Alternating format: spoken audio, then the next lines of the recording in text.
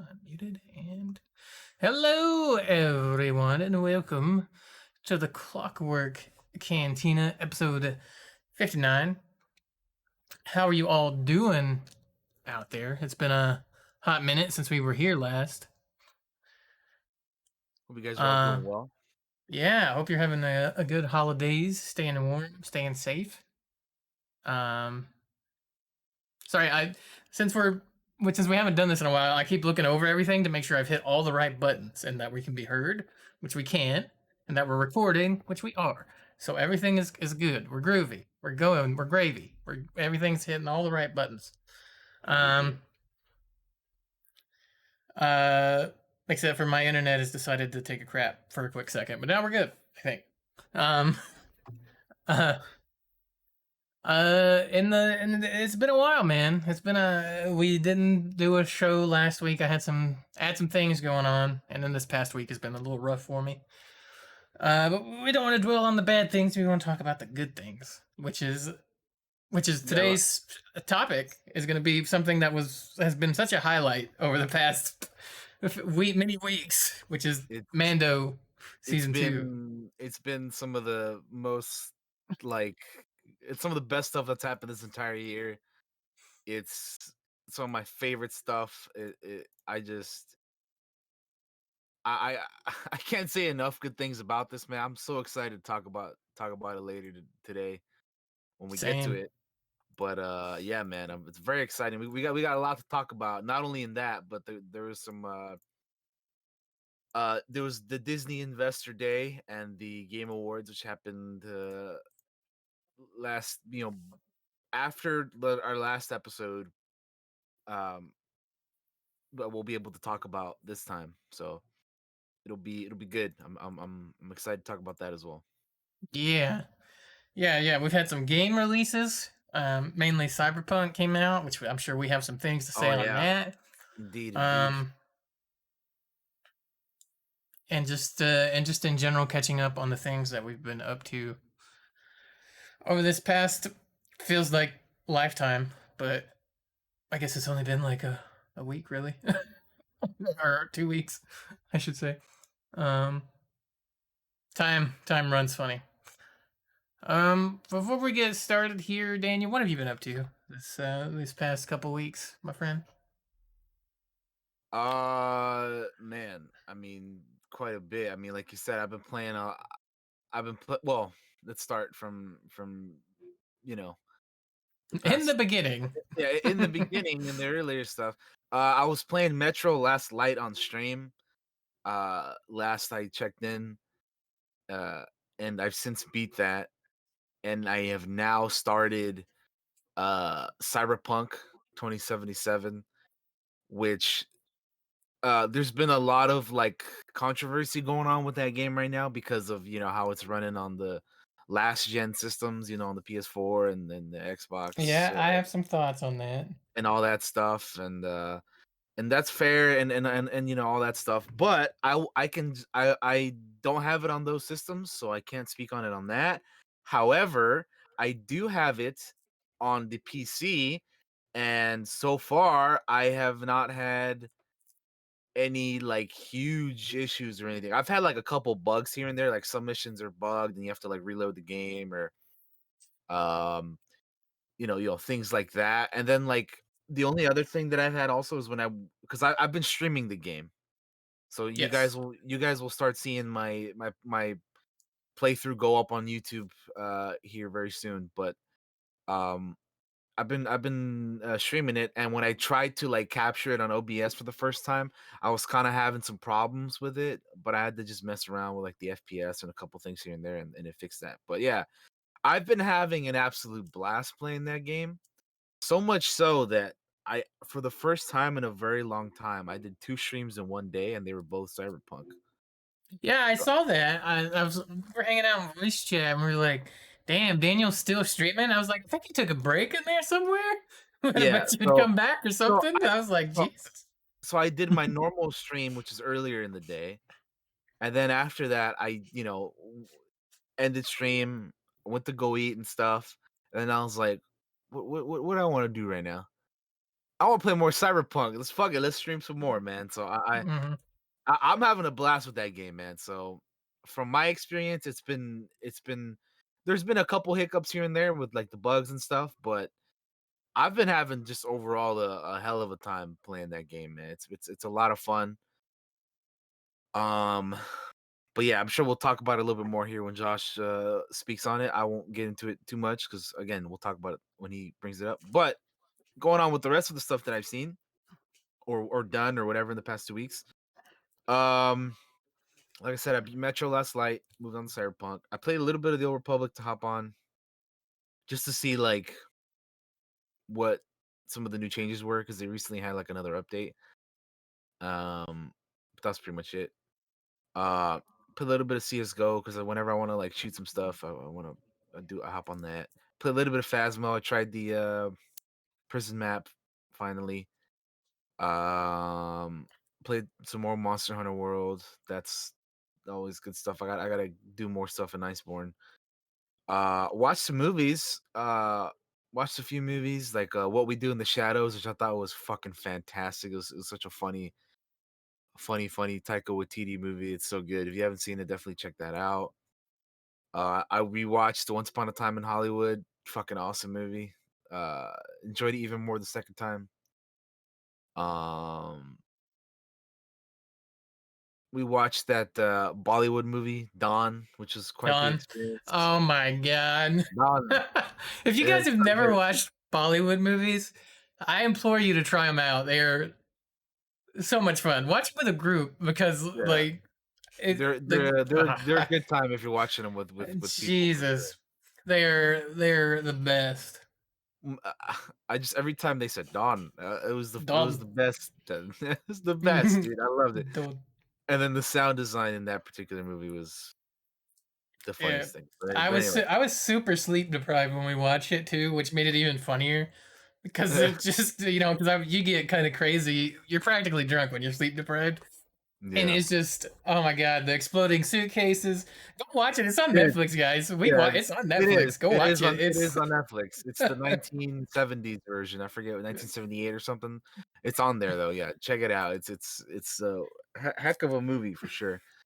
Um, but yeah, did that. Oh, I forgot to mention also, I played the Avengers update as well with because they added Kate Bishop. that's right. I tried that out, played it, beat it. She's fun to play as.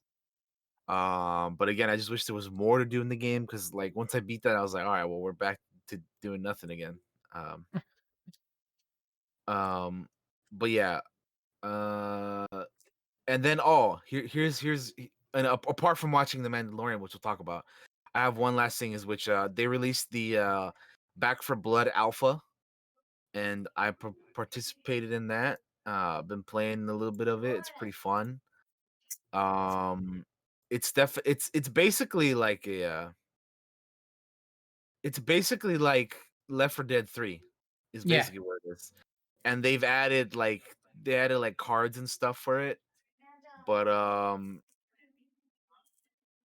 yeah, it's pretty fun. I like it. I mean, I like Left 4 Dead type games anyway, Yeah, I love those too. four player, with your friends, fuck shit up. So the alpha is running until the 21st, I believe. So it's until at the time of this recording. Today is the 19th, so we have a couple more days for that. I need to keep playing a little bit more What's the because release date for that? When did that come out? Do you know? Back for Blood, I'm not actually sure. Uh, I'm not actually sure when I that like those game is. guys that are working on that. Those guys over there. It's Turtle Rock, right? They're the ones working on it. Yeah, Shadow Rock. Okay, so release date is June 22nd. So it'll be Really? on. Yeah, it'll be out in the summer. Funny. I Uh, thought it'd be out sooner than that since they're having like an alpha and having people playing, but I'm sure they'll have a beta and stuff later at some point as yeah. well. But Yeah. yeah, it's been fun. I've been enjoying it. My only problem with the alpha right now is that like you kind of have to like match up with other people online. I kind of wish you could just like not play with people, like you just play with bots or whatever. Yeah. But yeah, no, I've been enjoying it. But anyway, that's pretty much what I've been up to. Just watching movies, playing games. I watched the Chef Show last night. That was pretty good, pretty cool. And then we just been like if you're on my Discord late enough at night, we just end up watching random shit. Like we watched that old cartoon. Well, not old, not that old, but the older Cartoon Network show, Chowder. For those of you who remember that, we watching stuff like that, and then we watched the Scream TV show, and again the Chef show on Netflix last night. It's just random shit. Like it's just it's great. Oh, and then also I forgot to mention one last thing. Damn it, I keep reminding myself of things. It's fine, but it's been 2 weeks. Talk about whatever you want. Fucking Forged in Fire, man. I've been watching that. It will kill. It will That's kill. You need to make that as like a soundbite.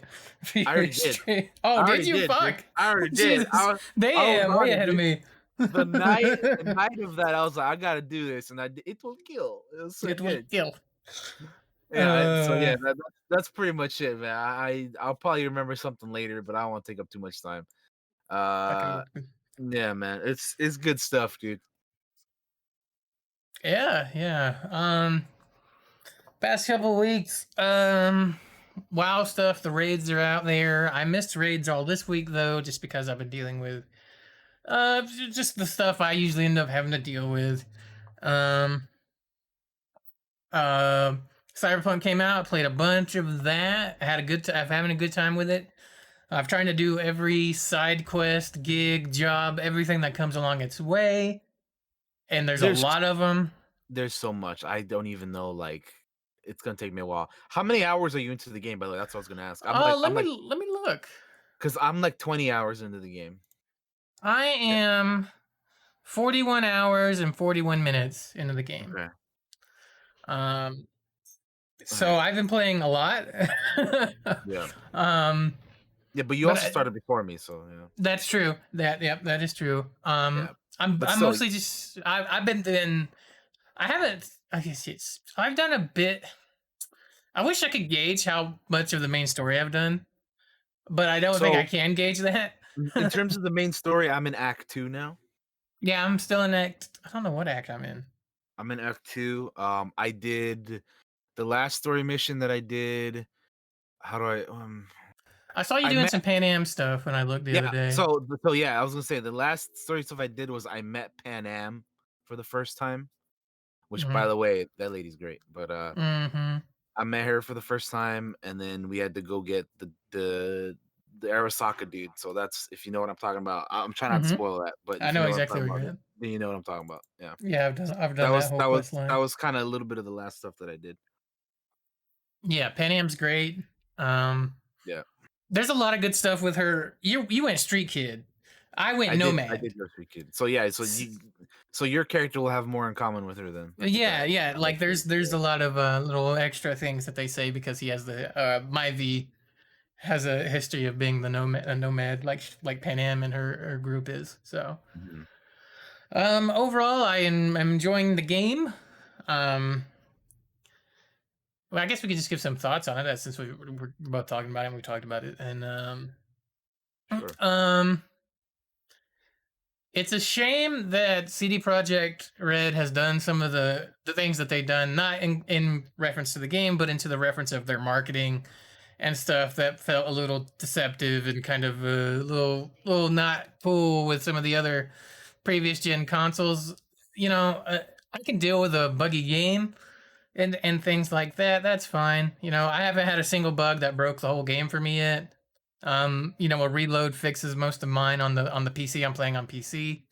Um, like Daniel, so I can't speak to a lot of the issues that they've had on those old consoles, but it does um because I know this is a game I'm going to play more than once, right? They're going to fix a bunch of these bugs. They're working their booties off to do it. I just it's a little disappointing that they've done some of the things from a company point of view, from a money we need the money point of view. That kind of came along, but hey, it is what it is. Hopefully they fix things, but I think they've definitely hurt their reputation a little bit. In terms of the game, having fun, having a lot of fun with it. I can deal with bugs, like I said. Reloading the game fixes most of any issues I've ever had. And let's be honest, some of those bugs are fucking hilarious. Um, like driving around on a motorcycle and randomly T-posing and your pants coming off, and you get to see your fucking ass hanging out. It's pretty funny. um, Some of the T-posing is hilarious. I've seen some T-pose. Like I was doing a mission yesterday, actually. Mhm. And, like I was trying to stealth kill some people, and then like there's like a dude working on a computer or whatever because he's trying to get the turret online or whatever. And then like dude is just like T-posing right there, T-posing. and I'm just trying to like sneak in. Like, should I kill this dude or should I go around because he's T-posing? Like, what the fuck? Uh, Shit. that doesn't kill the game for me. Do I wish it was there? No, I don't want it to be there, but at the same time, it doesn't ruin it for me. It's just kind of funny. Just kind of chuckle and move on. Um, I went with a when I started playing, I went nomad, like I said, and I kind of went like a cyber ninja. I was going to use blades, Mhm. and be very melee focused, and I'm still very melee focused, but I've ended up switching it up a little bit. I wanted to Mm. craft my own gear, so I started putting a lot of points in what is it, the tech tree, and specifically like the crafting tree perks. Yeah. Um, and I maxed it out. Um, uh, and now and instead of going back to blades, I started brawling, going hand to hand. Mm. Um, so I got like the best gorilla arms you can get, which were like 100,000 eddies, which is like the money. Damn. They were super expensive. I'm That broke after sounds buying them. that sounds preem as hell, man. And I was like, I want to. So now I just run around and punch people to death, and it's hilarious and great, and I love it. Um, I like the guns, but if I wanted to play like a lot of heavy into the guns, I don't know. I don't know if Cyberpunk does anything special with guns. It doesn't feel like they do. Like it's just running and shooting and stuff. Like the smart guns are Yeah. cool, but it doesn't feel like they do anything that's like this is the best gunplay ever. No, no, I don't think so. Um, but it's not that I hate it or anything. But going the melee, I think was definitely the right choice for me. It was a lot more fun. So I'm kind of a stealth melee. I punch people and send them flying off. It's kind of fun. Yeah. Build.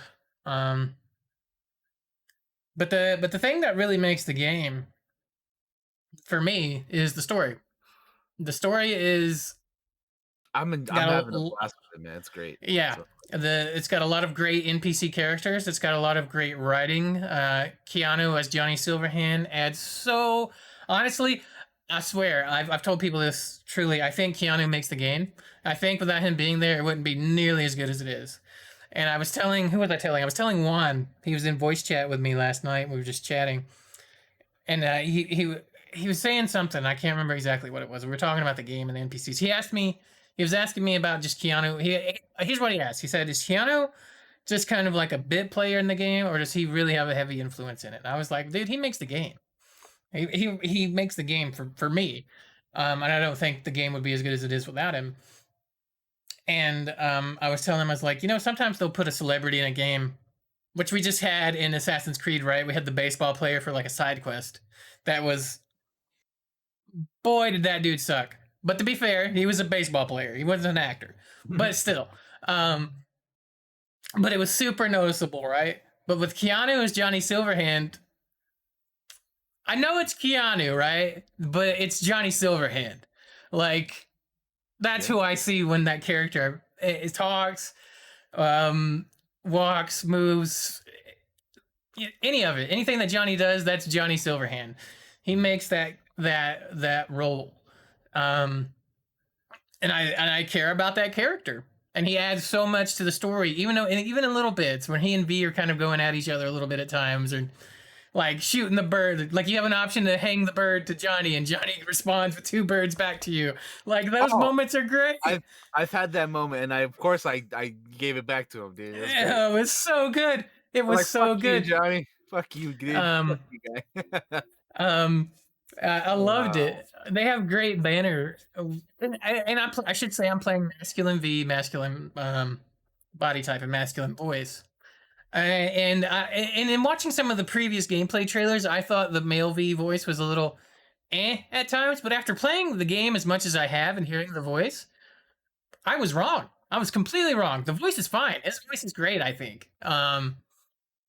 The male V, which is the main character. Mm.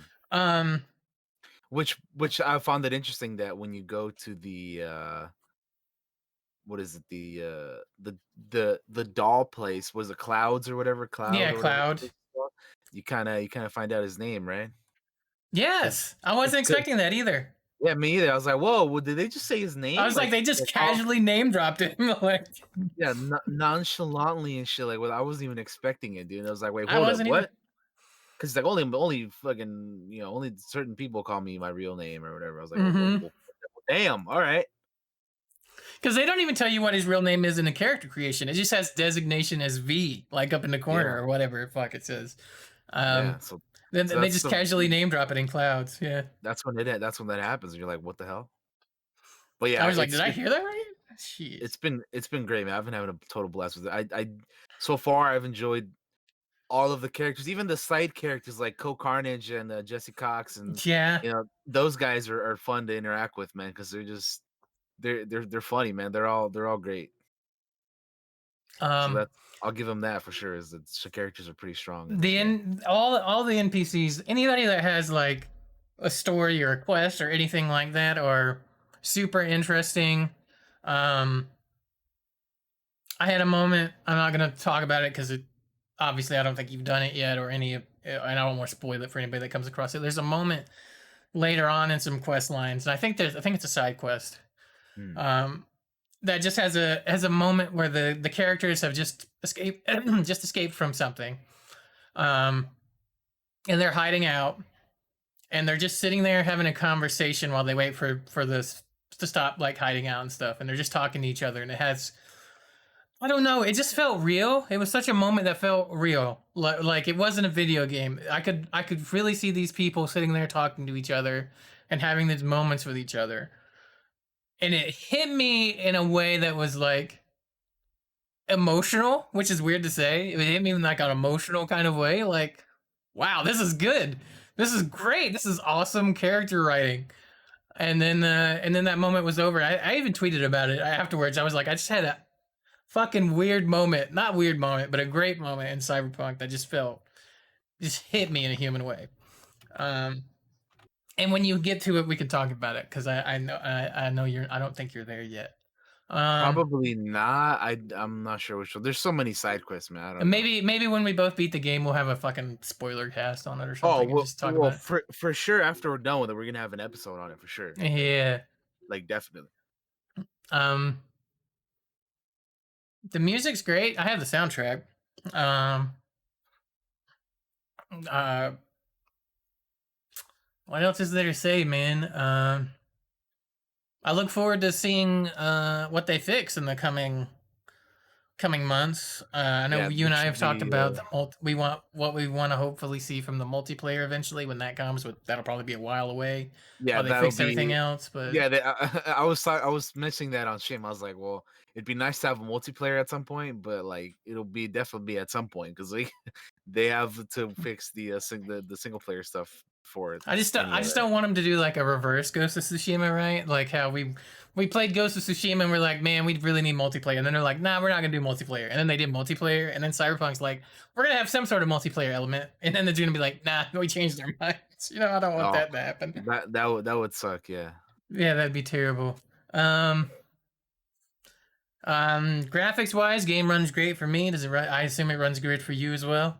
Yeah, pretty Um, good. Like I yeah, said, that's Cyberpunk. I'm having a lot of fun with it. the only issues I had was when I was trying to like capture it on OBS. My Yeah, it was looking a little weird at the beginning, but I had to just fix it. And yeah. the I had FPS. some weirdness. I had some weirdness with it on. So when I was running it and trying to stream it, with OBS, it was like making the browser kind of lag. So that made me think the capture was lagging, but I don't think it was. I think everybody was telling me that it was working fine.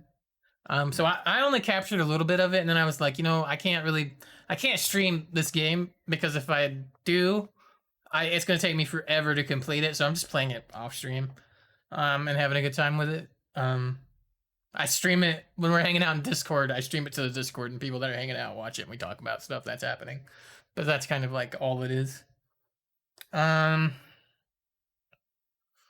what else have I been up to? I've watched some movies. We watched some Steve Martin movies with Maggie.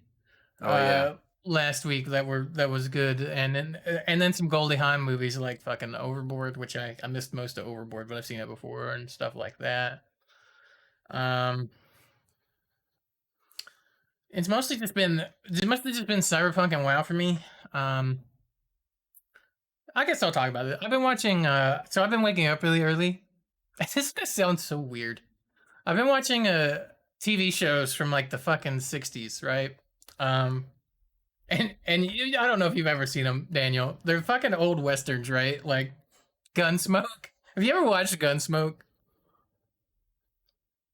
with James Arness in them? Which is like a western about a marshal named Matt Dillon in fucking Dodge City. I've been watching that and like Bonanza early on in the mornings, which are these old western TV shows. Because there was a period in the United States, for whatever reason, in like the '50s, '60s, and '70s, we were just obsessed with western. I mean, even the Uh, movies and stuff were just Western. yeah. So we had Gunsmoke and Bonanza were two shows that were on, and I just been watching them. And as I was watching them, I was like, "Wait a minute, that's young Harrison Ford." It had young Harrison Ford in it as a fucking guest star. He was playing a bad guy. He played bad. I saw him in he guest starred in 2 episodes as two different characters, and both of them were bad guys. Two different Um, characters. That's funny. um, so I've been.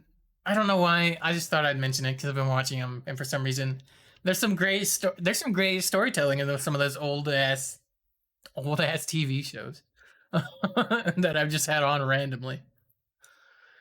So I've been watching a little bit of that. Mando, obviously, but we're gonna talk about that. Anything else that I have been seeing? I don't think so. I think that's it. I think that's all she wrote. Daniel, shall we hit into the main topic of But our news? uh, yeah. Let's head on Gaming in. news. Let's hit it. All right, gaming news. So for our first piece of gaming news, uh, Knights of the Old Republic 2 is coming to phones. Oh, you ever want to play KOTOR 2 on your phones? What's available now in the App Store and the Google Play Store for $14.99. If you want to play it on your like tablet or phones or whatever. Because I don't know if you remember like years ago. I want to say like, oh, well, actually, I don't want to say anything because I don't remember. But it's been out. It's been out for a number of years. The first KOTOR, because I remember like Mm-hmm. when it came out, but not when it came out. If that makes sense. Like I don't remember what year, but like I kind of remember the time in my mind, like when it happened. Because I was like, do I want to buy this game again on my phone? No, because I'm never gonna play it. But it kind of would be cool to have it, you know. Yeah. But I already have it like 3 other times, so no. But yeah, I mean, I just think it's cool that they finally came out with the second one for the phones after coming out with the first one, like Do you years think ago. this indicates anything at all? I would hope so, man. I would hope so. It's funny It's that so you say this because strange. It's so strange, do you right? know do, do you know that YouTube channel called I believe they're called Gamers. It's GVMERS. They do like history of like video game type videos. So Got it. they recently came out with the history of Star Wars Knights of the Old Republic like a Yep, I couple see. days ago. Uh and I watched it and they were talking about the history and stuff about like, we all know how KOTOR 2 had the whole like cut content thing and how they had to rush it Mm-hmm. for Christmas of '04 and whatever after, you know, BioWare did the first one and how much we love that and whatnot. So they were kind of going through the history and like they were talking about the Old Republic MMO and like uh the ideas for they were gonna have for KOTOR 3 and that kind of stuff. It's a really cool video. I recommend checking that out if you're interested in the history of KOTOR. They talk about that there. Again, it is the YouTube channel Gamers, spelled GVMERS. They do like again a history of blah blah blah, history of this and that, whatever gaming series that they do. It's on there. And again, they recently did Knights of the Republic. Checked it out. There's some good info on that. but yeah, I mean, kind of they kind of were alluding to like, you know, in order to like get maybe a continuation on the series, you know, EA and BioWare need to get their shit together, basically, you know. So It does I don't seem a little know. strange. Like every few months we get like something to do with KOTOR, right? Something like we're gonna do some sort of patch here. We're gonna do like, and when I say patch, I mean that was like, was it last year or something? They did something with to for widescreen availability and on the Steam versions of the original or KOTOR 2. I can't remember. It's been a little bit since it happened. And there's been certain little moves that have happened here that involve KOTOR every few months where it's like, are they getting ready for something? Like the action figures, right? Like the Black Series, like we get The Black Darth Series Nihilus, Nihilus, yes, yeah. and we got Revan, two versions of Revan. Yeah, we got And two it's versions just of like Revan Nihilus. and it's just like, man, it feels like, I don't know. Is there something there? I think there might be something there. I hope so. I would again, I really hope so, but I don't know, dude. I've been wanting to see a new KOTOR for years, man. I at this point I'm just like, if it happens, it happens. I certainly wanted to, but like there was a time where like every E3 I'd be like, yo, please let this year be the year. And then it Mm-hmm. just, you know, here we are, with nothing yet. So I don't know. I mean, like I said, I certainly hope so. I hope this leads to something, but I mean, I don't know, man. It's hard to tell. I don't. Yeah, They're obviously working on other Star Wars. EA, I mean, is working on other Star Wars games right now. they damn well better be. They got the damn license. But they, They yeah, better be. they have it for 3 more years. So hopefully they'll, you know, they give us some more stuff. I mean, listen, if anything, just give me a fucking remake or remaster of the original two. You know, I'll be happy. Oh God. I'll be happy with that. Like, you know, even if they don't come out with a new game, like I just give me a, like, I would love a remake, but I would even be all right with just the remaster. Like Mm-hmm. for example, if they remastered KOTOR 2 and they added in all the cut content and everything, you know, Mm-hmm. like that'd be some dope shit right there. Um, but yeah, I don't know, man. We'll have to wait and see, dude. Who knows? But Yep. anyway, KOTOR 2 coming to your phones, which I guess it's available now because it was available. Was going to be available on the 18th, which was yesterday as of today. So it's available now if you wanted to play KOTOR 2 on your phone for $15. 15, totally worth 15. Yeah. Oh man, Moving they should. on. I was looking at the comments. Somebody's like, "Put it on the Switch." I'm like, "Yeah, Yeah, put it on the Switch." why not? Those older Star Wars games are working pretty good on the Switch. Like they added what was it, the Jedi Academy games, and I think Pod Racer is going to be going on there. So like, yeah, I mean, why not? KOTOR 1 and 2 would be dope on the Switch, I think. Um, yeah, moving on. Uh, Marshawn Lynch is gonna be added to the Predator Hunting Grounds Remember what we as were saying about celebrities and video games? Well, yep, here you go, man. If you ever wanted a football player in your Predator, here you go. Yeah, that's how he looks. His character's name is gonna be called Dante Beast Mode Jefferson. No lie, Dante Beast Mode Jefferson. okay, There's okay. your boy Marshawn Lynch. So he's gonna be running back the opposition, if you know what I mean. He's gonna be Oh Lord. with his trusty trusty rocket launcher. He's gonna be sending the predators back to hell. So yeah, uh, his character was given a canonical backstory. Uh, According to the studio, he was the only survivor of a covert operation in Thailand that took his unit up against the Predator. This won him a starting job on the Otherworldly Life Forms program, led by California Governor Arnold Schwarzenegger. Uh, Jefferson's B3 4ST bazooka is the only rocket launcher in the game. Players will also access a bunch more weapons in the update. At level 43, they'll unlock a grenade launcher that fires proximity sensing mines to help them hunt the predator.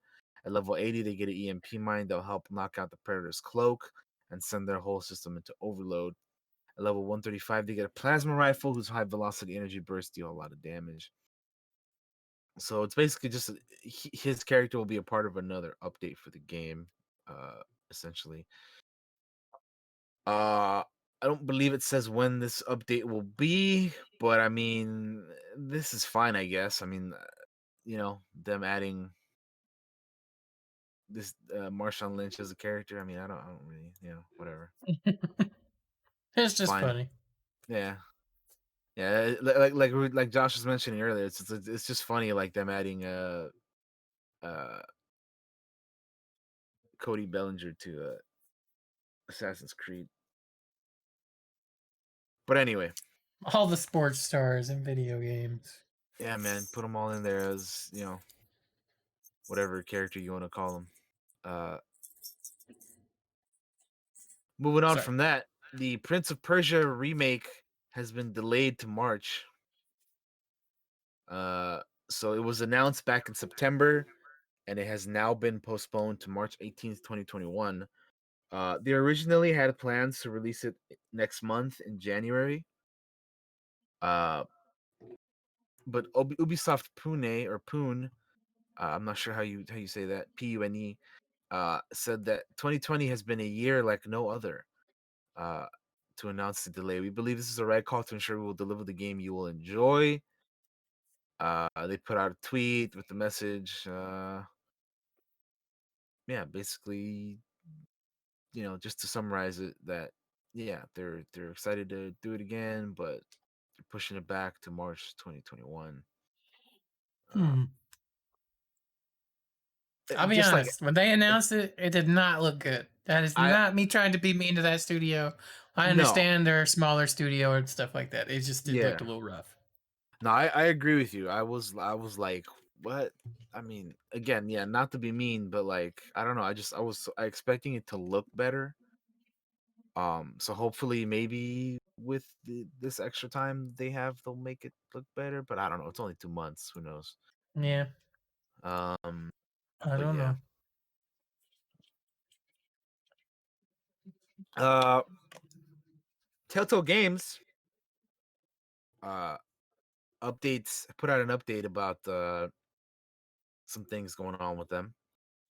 Uh, such as The Wolf Among Us 2 and whatnot. So here they put out a little tweet with a little message here that says, 1 year ago, we surprised the games community that news that we had started pre-production on a new season of The Wolf Among Us. Since then, the team's been hard at work while continuing our mission to bring many of the classic Telltale games back online. We released Telltale Batman series Shadow Edition early this year, followed by a re-release of Tales from Monkey Island. And just this week, we re-released Wallace and Gromit's Grand Adventures, Strong Bad's cool game for attractive people, and Telltale Texas Hold'em. We know you're excited to hear more about The Wolf Among Us 2, and we look forward to telling you more when the time is right. What we can say is that we are developing the entire season at once, and there is more to do before we're ready to share what's next for the Fabletown gang. It's just not time yet. As for questions about other Telltale titles, some games reverted back to the IP owners, and their fate is not currently in our hands. For now, think of us as fans, just like you. We are a team dedicated to the Telltale legacy for narrative games, here to celebrate the classics with an eye on what's to come. And trust us, when the time is right, we're going to have a lot to talk about. Until then, thanks for being a fan with us. May you continue to stay safe and have a healthy, happy 2021, the Telltale team. So Hey, it's cool that I'm they not, did that, man. To be yeah, honest, I'm not sure which Telltale games you've played besides Borderlands, Josh, if any. I Have played you played any of them? some of the Batman. I played like Okay. the entire first Batman one. There was like a second Batman one, right? That There I was, didn't. yeah, yeah. I That haven't was the played first it one, yet. second one, yeah. I played other ones here and there, not all the way through though. Okay. Um, I know the Wolf Among Us. I played some of the Wolf Among Us. Like the first episode or two, and I would like to go back and play it at some point in the Yeah, future. But The Wolf Among Us is my absolute favorite Telltale game. I like the Batman one. I like I like the Borderlands. I like the Walking Dead stuff too. But Wolf Among Us is like definitely my favorite for sure. So I'm excited for the second one. And yeah, I mean, it's cool that they have an update. And then yeah, it's interesting that some of the IPs that they had, because I mean, again, we just mentioned a lot of the games that they had, like Hmm. all that stuff, Batman, Borderlands, you know, all of that, Walking Dead. Walking They Dead. they even had like Jurassic Park and uh Back to the Future like forever ago as well. That's right. So it'll be interesting to see what they do with stuff in the future, because I mean they said they're gonna have a lot to talk about. So clearly they've been, you know, negotiating and wheeling and dealing with other IPs, I would assume. So I'll be very curious, because I generally I like these kind of games. I know they're not for everybody, but like I enjoy them for what they are, you know. Yeah. Um so yeah, I think they're pretty fun. Again, The Wolf Among Us, the first one is my favorite Telltale game. So I'm pretty hyped for the second one. Looking forward to hearing more about that and seeing more about that. So that's cool. Uh, but yeah, let's go ahead and get into one of the big topics here, which is we're gonna talk about all the big announcements from the Game Awards here. Yeah, so I So missed like the first half of of the Game Awards. uh Um and came in at the second half. So fill me in, Daniel. I know most of these announcements. So what do we start so with? so the very first thing that they announced was something that I was very excited to hear about, because it's a game that I played on the Nintendo 64 back in the day, And you've which talked was about it on here before, I've if I'm not talked about it mistaken. on here. Yes, I have, because we've mentioned games that we would like to see return, or like it would be cool. Perfect Dark is coming back, man. Yeah. Microsoft revealed Perfect Dark from the Santa Monica based studio The Initiative, instead of Rare, which did the older version. Takes place in a world shaped by ecological disaster. Corporations provided solutions and a better world, but that doesn't look like it's going to turn out so well in the end. But yeah, they plan to share more information in the future. But yeah, man, it's pretty cool. This is kind of like a dev interview, which is what we're watching right now. Yeah. Um, but yeah, it's so cool, man. I really enjoyed the first one on the 64 back in the day. I used to play it quite a bit. I don't think I ever beat it, but I had fun with it, like, a lot. It was good stuff. So it's really cool that, like, it's always cool when we talk about something here on the show and then it ends up happening, you know? Hmm. We joke that, like, we have something to do with it, but I think it's just awesome that shit that we talk about, it, ends up becoming a reality. I think it's fucking cool, man. Daniel made this one real. This one was all him. I had nothing to do with it I'm so glad that because things I never played these things I games. mentioned happen. So I remember them I'll being on like the demo stations when you'd go to like an electronics store, right? Like at Best Buy or something when you were a yeah, kid, yeah, exactly. Hell yeah, and dude. they'd have Perfect Dark on there, and I think that's the extent of my knowledge of it. Perfect Dark. Um, Pretty cool though. I wish I could have been in voice chat with you when this one got announced because I was like, "Fuck!" When I saw the announcement, I was like, "Fuck!" I didn't get to hear Daniel react to this. I bet he Yeah, was pissing it. I was like, wait a minute, what? Because they mentioned like dark, and you're like, wait, what? Like they're like Agent Dark, whatever. And you're like, wait, what? And then like Perfect Dark. You're like, oh, what? Like, what the hell? That's crazy, dude. It was a pretty cool reveal. I will have to say, because yeah, I mean, while it's something that I definitely wanted to return, I didn't expect it. I was like, what the fuck? that's really really cool. Uh, Yeah. so yeah, I'm just it'll be good, man. It'll be good. I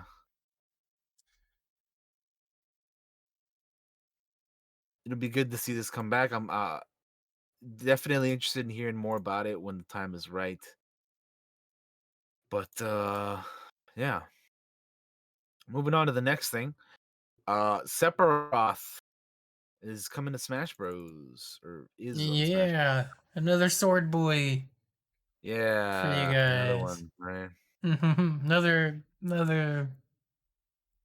Yeah. Yeah, Also, he totally shanked Mario. I seen it. I seen yeah, right. It looks like they made it seem like he fucking killed his ass, dude. You're like, wow, it. um, Sephiroth. but yay, I guess. Yeah, I mean it's I don't have whatever. any feelings either way. Yeah, I'm kind of indifferent on it as well, but it's cool, I guess. I mean, I don't know. Yeah. I honestly haven't played Smash in a little bit. But I mean, my thing is I just don't see why they didn't just add him when they added Cloud. You know what I mean? Yeah. Like just put them both in if you're gonna do it like that. Because then when you do it like this, you're leaving everybody wondering like, oh, who are they gonna add?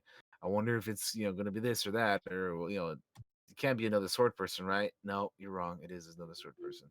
Mm-hmm. It I absolutely is a sword person. um, Nintendo needs to add one of their own boys in. I feel like when was the last time they put their own little Nintendo guy in there? You know what I mean? Oh Like, man. because it feels like it's been a lot of Fire Emblem, Like recently it's been like like which I guess Steve is, from fucking Minecraft and like this person you from know what I that. mean? Like, yeah, it just feels there's a lot of anime going on. But yeah, yeah, there's your one winged angel, y'all. Congrats. Yeah. Yeah,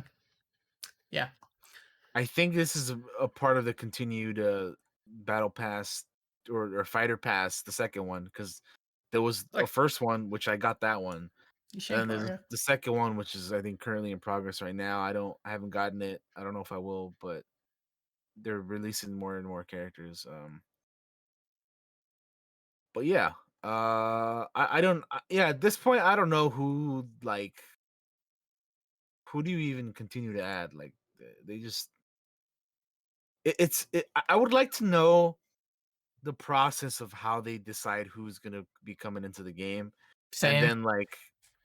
then like obviously you can't get everybody that you want, so you kind of like do you have like backups for those you can't get, or like how does I don't know, just the whole process. I'd be curious to know the process of that.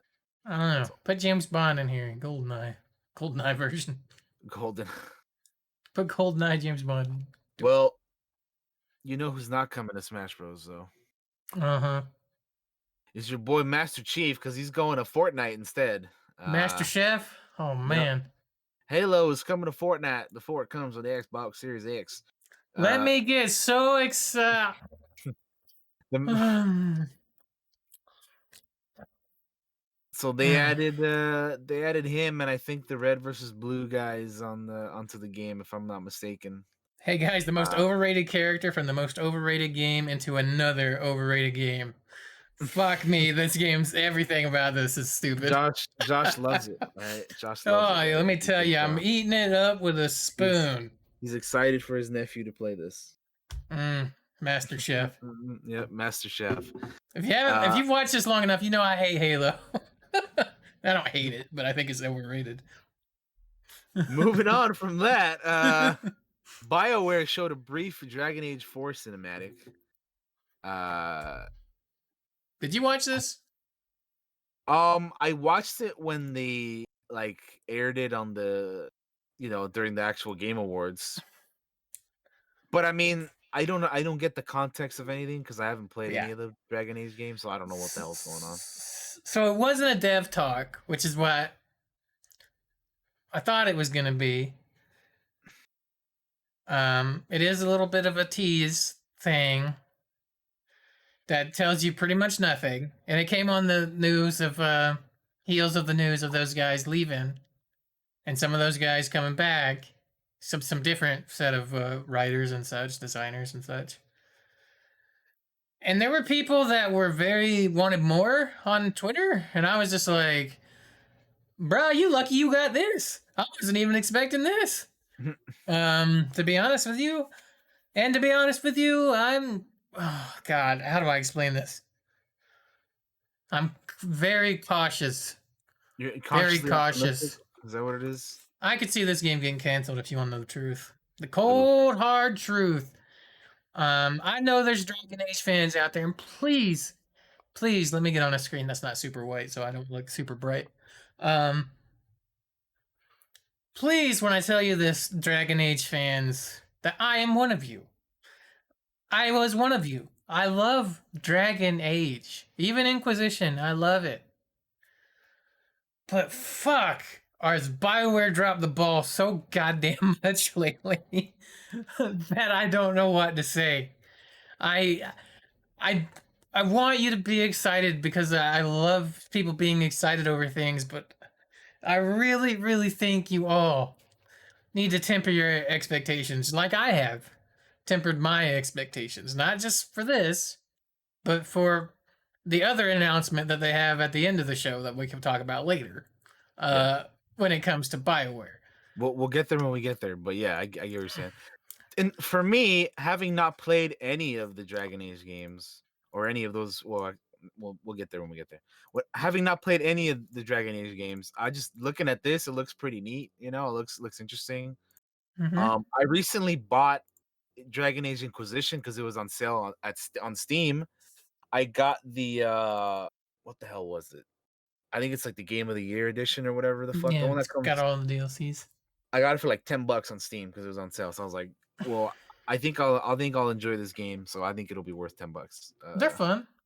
Like I already I had the just I already had Origins. I got it like forever ago.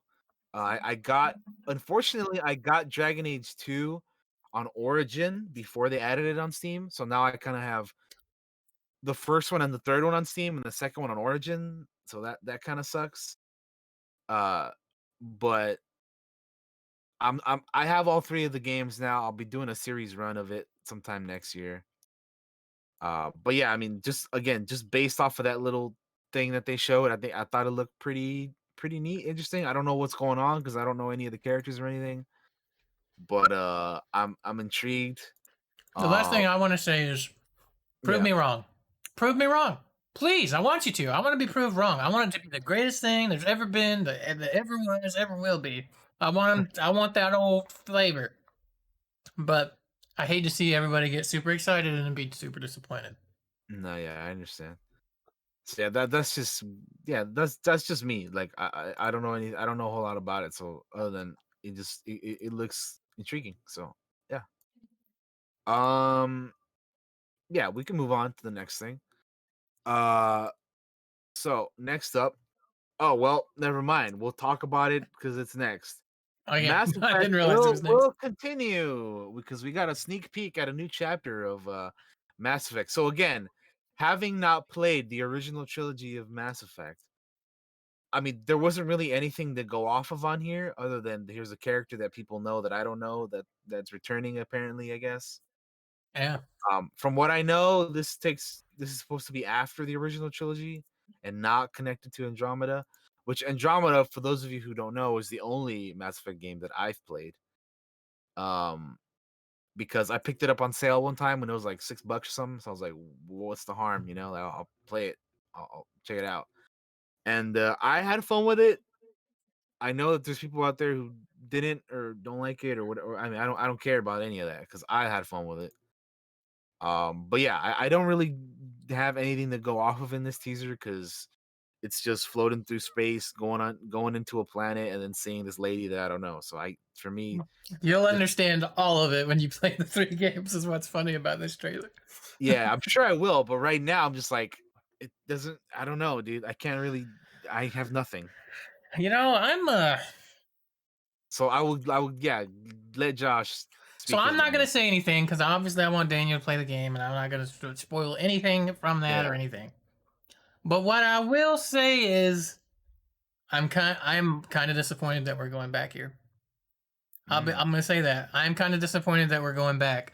Don't get me wrong. Please don't get me wrong. I love those characters, and I get that Bioware kind of dropped the bomb on the ending of the third one and whatnot. But I really wanted them to give Andromeda another look. I really thought they could do better with it. I don't want them to abandon it, and this feels like they're abandoning it, and I don't like that. I think that's shitty. I could be wrong. They might end up going back to Andromeda, and I'm conflicted on it. I'm very conflicted on it because we made those choices and we let those dogs lie, and now we're going back. Could this Apparently, be could this be a situation where like uh they you go back to there, but then you also can do stuff in Andromeda, or do you think that's too ambitious? I have no clue. I have no clue. I have no clue.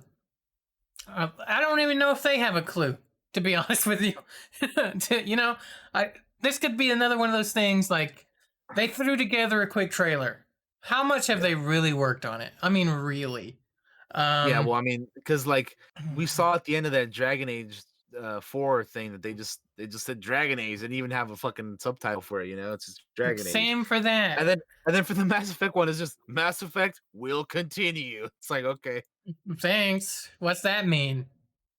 Um, I want to be excited for it. I really do, but I'm not going to be until I see more. Yeah, I get you. I refuse. My heart's been broken too many times. So Fair. I will say I am a little disappointed that we're going back. I get it. They want to cash in on that, whatever, but you know, it is what it is. A money grab. Nah, yeah. Yeah, moving on. What's next, my friend? Next up, the Dead Space's creator is making a new sci-fi horror game set in the PUBG universe. Yes, you heard me. It's set in the PUBG universe. Is that true? Really? Yes, it's called the Callisto Protocol. Uh, Glenn Schofield, creator and executive producer of Dead Space, says he wants to make the single most scariest game for PC and consoles. So there you go. I heard that it was in the PUBG universe, and I was like, what? What do we? What? Huh? I don't know. It'll. I don't know, man. I have no idea. What's that mean? I don't know what that means. I don't know, man. I don't know. They're setting this type of game in the universe of a battle royale, dude. I have no idea. Calling it now, one of the weapons is going to be a frying pan. Oh yeah, it has to be, dude. Has to be. I think it's saying that you 100% have to do that. You gotta be able to pan the shit out of one of these creatures, man. Mm-hmm. So it's a must. The trailer's pretty good, actually. I watched this one, I think, as it happened, Yeah, and I I was watched this like, one. "Damn, that thing's nasty." Yeah, I don't know how I feel about this game. It doesn't honestly. It doesn't really look like something I would probably play. This is like one of those games where I probably watch somebody else play, Yeah. But yeah, I don't know. I don't know, man. We'll have to wait and see. But yeah, it's called the Callisto Protocol. Uh, and this is a cinematic reveal trailer, and not really gameplay or anything. In Just kind of giving space, you no one can hear you. Pan. pan, right? Yeah, coming in 2022. But yeah, that's the most interesting part. Is that yeah, it's said the PUBG universe. I don't have no idea what the hell that is supposed to be because I don't. Speaking of, we don't know what the hell else it's supposed to be. This next one's a good. Oh boy. Uh, Uh, well, yeah. Okay, here we go. uh, Uh, so you guys remember Ark Survival Evolved, right? You know that dinosaur game that kind of just you can have fun with your friends in, and make a house and ride some dinosaurs and go kill shit. Well, it looks like they're adding a story onto the second one, and not only that, but they're adding Vin fucking Diesel to it for some reason. And yeah, Here's what I heard. I heard some things about this, by the way. I've heard oh really? he's actually working on the game. That's what I've heard. I don't Oh, know if is that's he? true, but that's what Hmm. I've heard. Like he has a title at the company. He's working on the game. I've heard several I things. One I've heard is that he's not even actually in the game. He was just in the trailer. I don't know if that's true or hmm. not, but I've heard That's that too. that seems odd. I don't think that's true. I don't know. I don't know. It's weird. Okay, yeah, I haven't heard any of that, but I mean, I don't know what to expect out of this. When I was looking at it, it kind of reminded me of like Horizon Zero Dawn and like that one Senua's Sacrifice game, and it was like all of that roped in together, and then there's like you're fighting these like what the hell do you even call these guys? I have They're no not clue. orcs, but they're like I don't know what the hell they are, I'll dude. be honest with you. I thought this trailer was terrible, and I think it looks terrible. I think it's a bad trailer.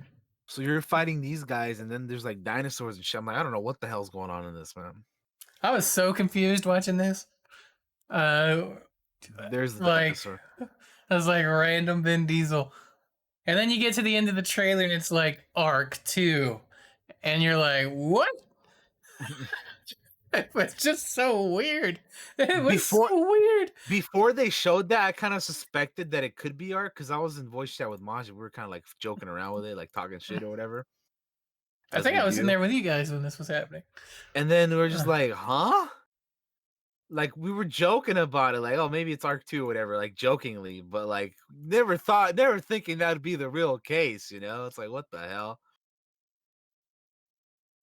But yeah, there's like dinosaurs, and you go into a cave, and there's like a sci-fi fucking thing, and oh man, I Also, don't know. apparently Vin Diesel really liked the original. Apparently he played a lot of it.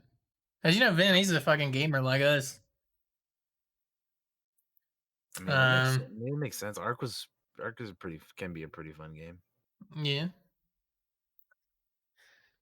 Well, Um, that was a thing that happened. it sure was. Definitely, definitely was. All right, the kid sticking your tongue out is funny.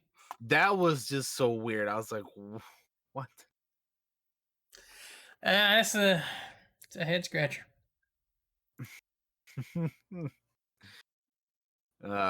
So Josh, are you looking forward to Arc 2? Is this something you're gonna be picking up on day one?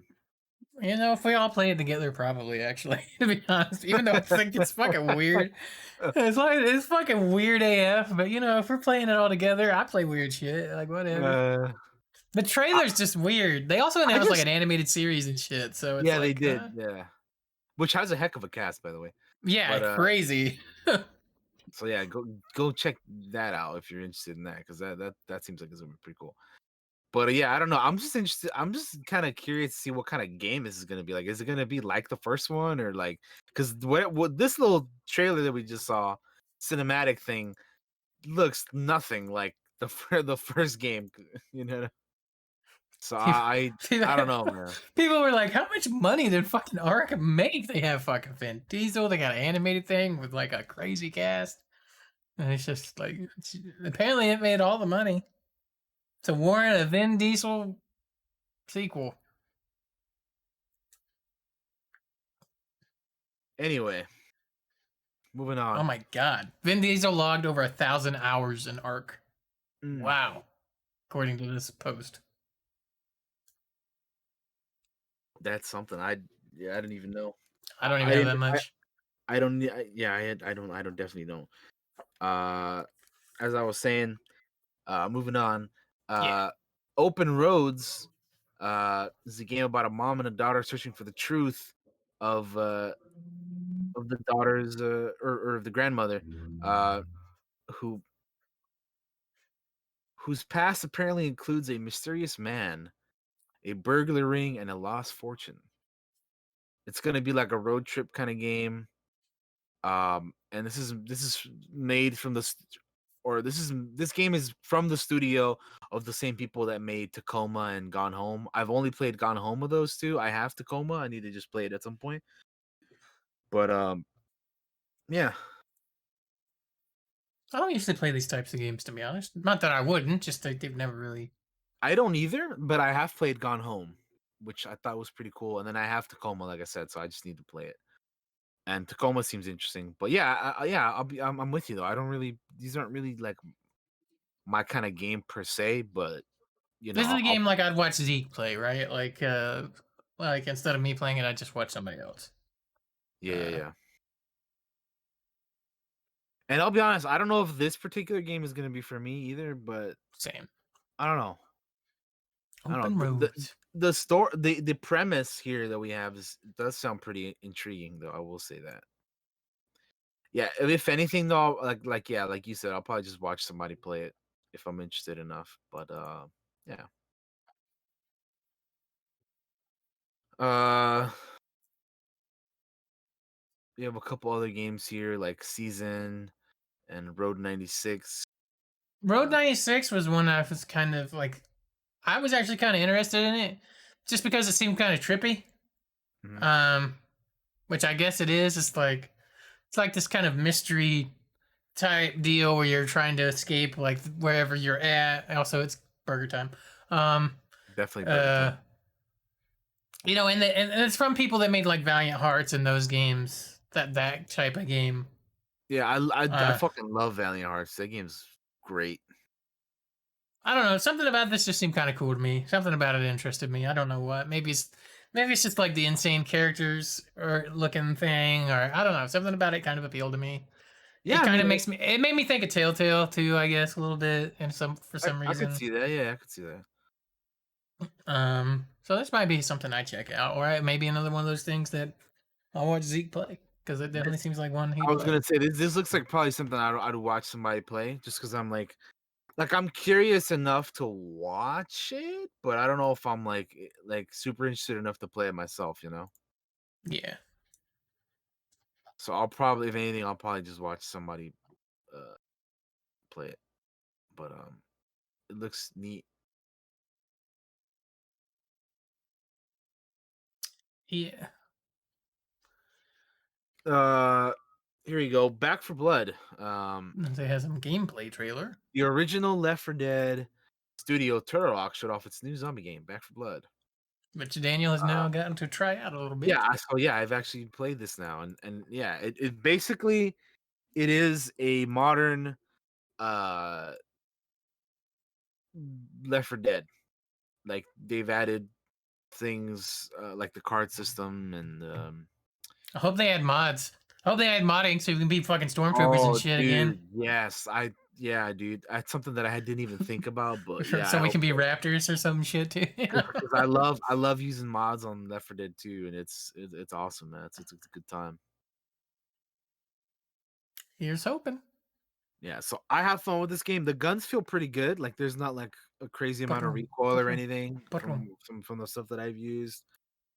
Um, yeah, I mean, this is like not the best. Like, it's not the most creative way to describe it, but it's basically Left 4 Dead 3 in my opinion. Like, Yeah.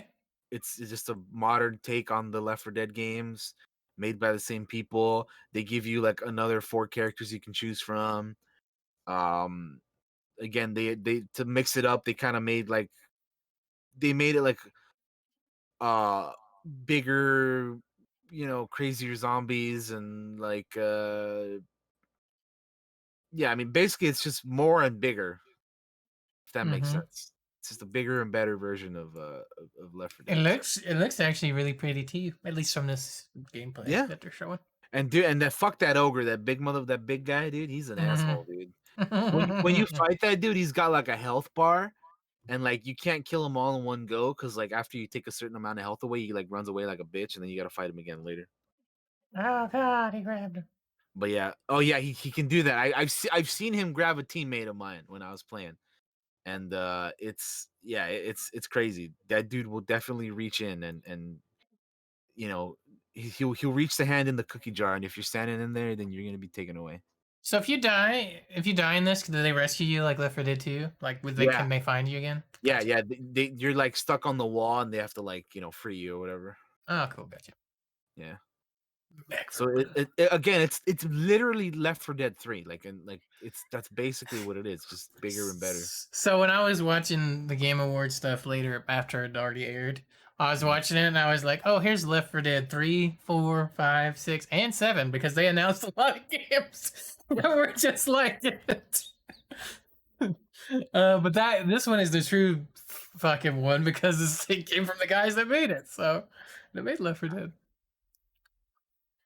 Uh, Yeah, it's cool though. I need to play more of the alpha, which is currently going still. By the way, like I said, but yeah, I had fun with it the little bit that I've played so far. But yeah, I'm looking forward to trying it out some more.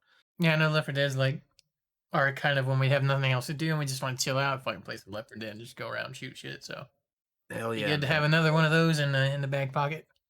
Exactly. Next up, there's gonna be a final cut update for Disco Elysium. I'm excited for this because I own this game and haven't played a lot of it yet. I only played like a smidge. It's coming in March 2021, and will add new quests and voice acting uh to what some consider one of the best PC RPGs of all time. Uh, Yeah. it will be on the PC, PS4, and PS5, and then it'll be on the Xbox and Switch a little later. The PC update will be free for all pre-existing owners, Yes. Yes. and they have a little That's this little guy. little I own this. little trailer there. I'm excited. I've been wanting to play it, but like the thing that was killing me was like the no voice acting. Cause, but shit, son, we gonna get it now. I've heard a lot of good things about this game, but I haven't played it I have myself. to. I have to. I'll have to check it out at some point. Yeah, I was gonna But say, does this look like something you would play? Is it like, all right up your I alley? mean, I mean, like normally I would probably say no, but I don't know. Like I looking at it now and like hearing about all the good things that I've heard. I mean, maybe I'll try it at some point. Experience every line with full voice acting. Yes. It's just like playing an RPG. Yeah. Like a tabletop, I should say RPG. It's obviously an RPG, but uh hell yeah. That's exciting. Exciting stuff. I'm excited for this. I can't wait. Yeah, I mean, it looks yeah, it does look like something that I would probably give a shot. Like I still need to play like Divinity Original Sin 2 and stuff, like that's something else that I Hell want to get yeah. at that one as well because that looks like a lot of fun. This shit's dope. It's a fun game. But yeah, I've heard good things about that. Haven't played it myself though. Next up, Among Us is getting a new map on an airship. I know So quite a few people that are gonna be excited about this. yeah, right. So I don't really play this game a whole lot myself. Um, but I know plenty of people who love it. So Hmm. yeah, like as Josh said, there's gonna be a lot of happy people about this one. Uh, New tasks, new choice of what room to start in, ladders, and more. Um, I want to say the team for Among Us actually won some awards at the Game Awards, and I do want to say that their acceptance speech was like so genuine and emotional, and it just felt like, yeah, man, I'm glad they won, not once but like twice, awards. So it was like really in a shit year. It was nice to see that. It made me feel good. because it's like a group of like four of them, right? Yeah, something like that. It's a very small team. So yeah, it was congrats to them.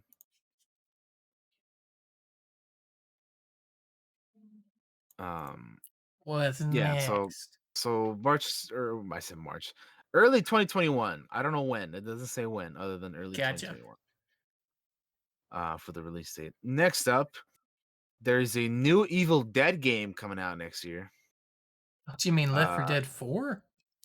I'm kidding. exactly. Now this game looks fun too, man. Like I as soon as I saw it, I was trying to figure out what it was, but then as soon as You hear Ash, you're like, all right, Mm. okay. That old familiar voice. I think I mentioned I was like, I wonder if this is why they pulled him out of Mortal Kombat because supposedly he's supposed to be in the Mortal Kombat as a DLC fighter. Then it Mm, turns out he's got his own game with some yeah. others, Ash and friends. Um, This looks cool, man. This definitely seems like something that I would want to play for sure. it's a very pretty trailer. Here's your boy Ash. Got him with a shotgun and his boomstick. I don't know who some of these characters are. I feel like I have to watch the show to know who they are. I But don't know who any of them are. I only know Ash. Coming 2021, Evil Dead. It says PS5 and PS4. It doesn't say PC, does it? yeah. Interesting. Hmm. So yeah, this looks like something like my kind of game. What else was I gonna say?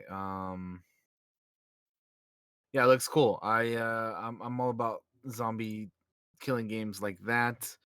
And I believe it's also in third person, so I'm all about third person games. So heck yeah, dude. Mm-hmm. Heck yeah, that looks like it's gonna be fun. Uh,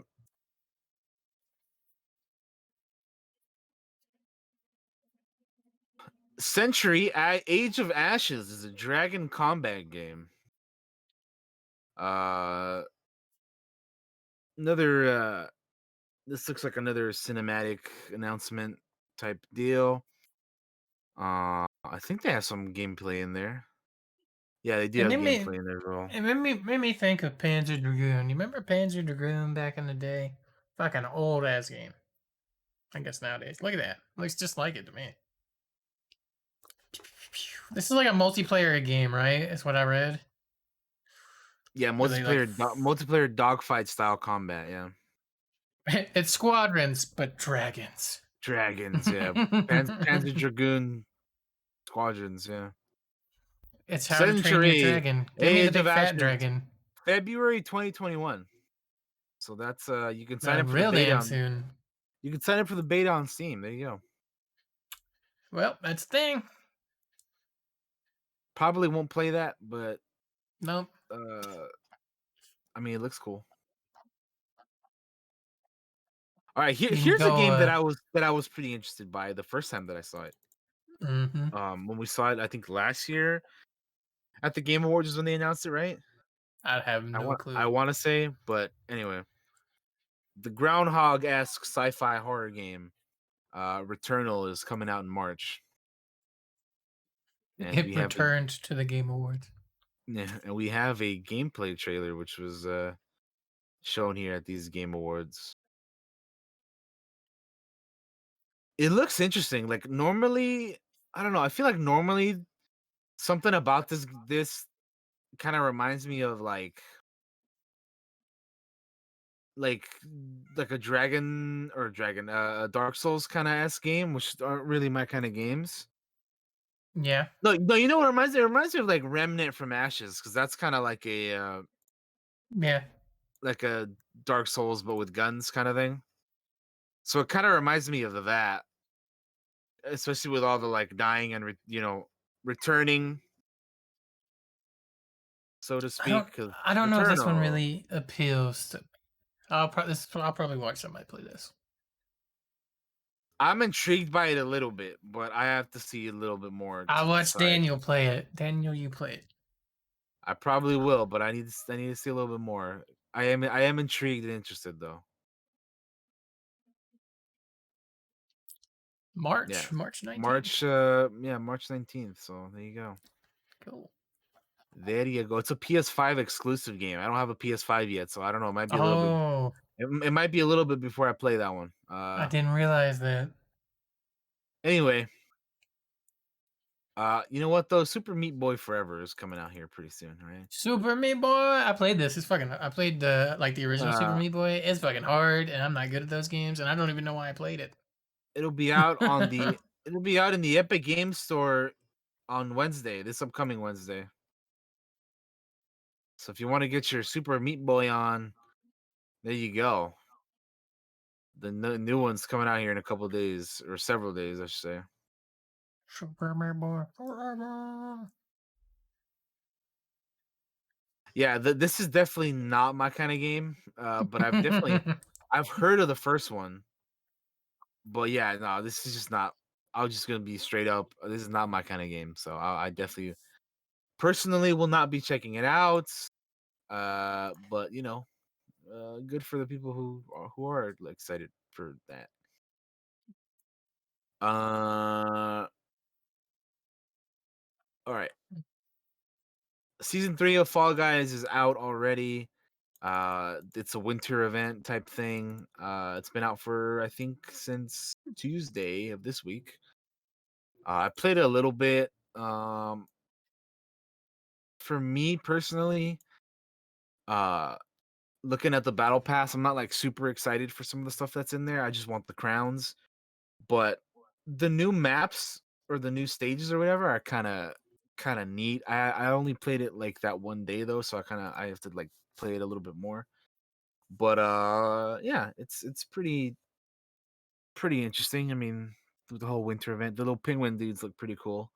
Pangwang. Um, no, bang wang. Bang Yeah, wang. so it's yeah. I mean, I only played it one day so far, so I gotta hop on in and check out or have a little bit more experience with some of the new stages and maps and whatnot. Um, Yeah. but I enjoyed the ones that I did for however much I did the first time. I just need to get used to them and whatnot, like I did with the other ones. But yeah, season 3 out already. Uh, go and check that out if you're interested in that kind of stuff. Go get your Pangwang on, man. Yep, get your reindeer. And the Bob needs to get that reindeer one. Yeah. Uh, but yeah, there's the penguin, there's a snowman, there's all kinds of stuff. I'm sure they got a Krampus in there or whatever. Um, but yeah. Next up, uh, RGG Studio was excited to announce that the entire mainline Kiryu Yakuza saga will be available on the Xbox Game Pass, Windows 10, and Steam. Uh, the Yakuza Remastered Collection, uh, with Yakuza 3, 4, and 5 will also be sold separately on January 28th, 2021. And Yakuza 6, The Song of Life, will be available on March 25th, 2021. So the So Yakuza there's series for there you me, go. sorry to interrupt. I Mm-hmm. was just gonna say, No, you go ahead. for me, I haven't played any of these, but it's a series that I've been wanting to play for a hot minute. I actually own Yakuza 0 on Steam. Uh so that's the only one of those that I actually have. So I would be interested to get some of the other ones. I believe if I'm not mistaken, Josh, I don't know if you know this or if you know the answer to this or not, but Yakuza uh Kiwami and Kiwami 2 is basically Yakuza 1 and 2, right? Is Yeah, that yeah, yeah. correct They're or that's no? them like they're remastered. What? Okay. Yeah. Okay, cool. If I'm if I'm not wrong, Yeah, I think that's right. I mean, again, I'm not 100% sure because I'm I'm pretty not sure it really is sure. because Zeke and Co played through those, and they started with like zero, and then they were waiting for like the Kawamis. Yeah, but anyway, so I have 0 and then I just need to get the rest of them, but there is a lot of them and we'll see when that happens, but So yeah, I'm in get your Game Pass on, man. There's your bang for your buck. That thing is worth so much now. yeah. I still have it. I still have it. I have my Game Pass. I played No Man's Sky on it when we played No Man's Sky. Um, yeah, exciting things. Indeed. Indeed. Let's see. Oh, here we go. This next game is even the name is just Mm-hmm. so we have Fist, Fist, yes, Fist, is about a rabbit dude who uh It's a sequel to Zootopia that we all didn't know bunches about, apparently. bunches people, I guess. So it's kind of like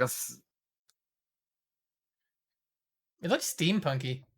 Yeah, it kind of does. Huh. It's one of those like it looks like it's a side-scrolling brawler type of dealio. It's described as a Metroidvania action game. Mm. I don't play those even when they appeal to me, and this one doesn't appeal to me at all. I'll be Not honest. not even the steampunk, Josh. No, no. You don't want to be a rabbit steampunk, bro. Come on, man. Now look, I'll give the game this, right?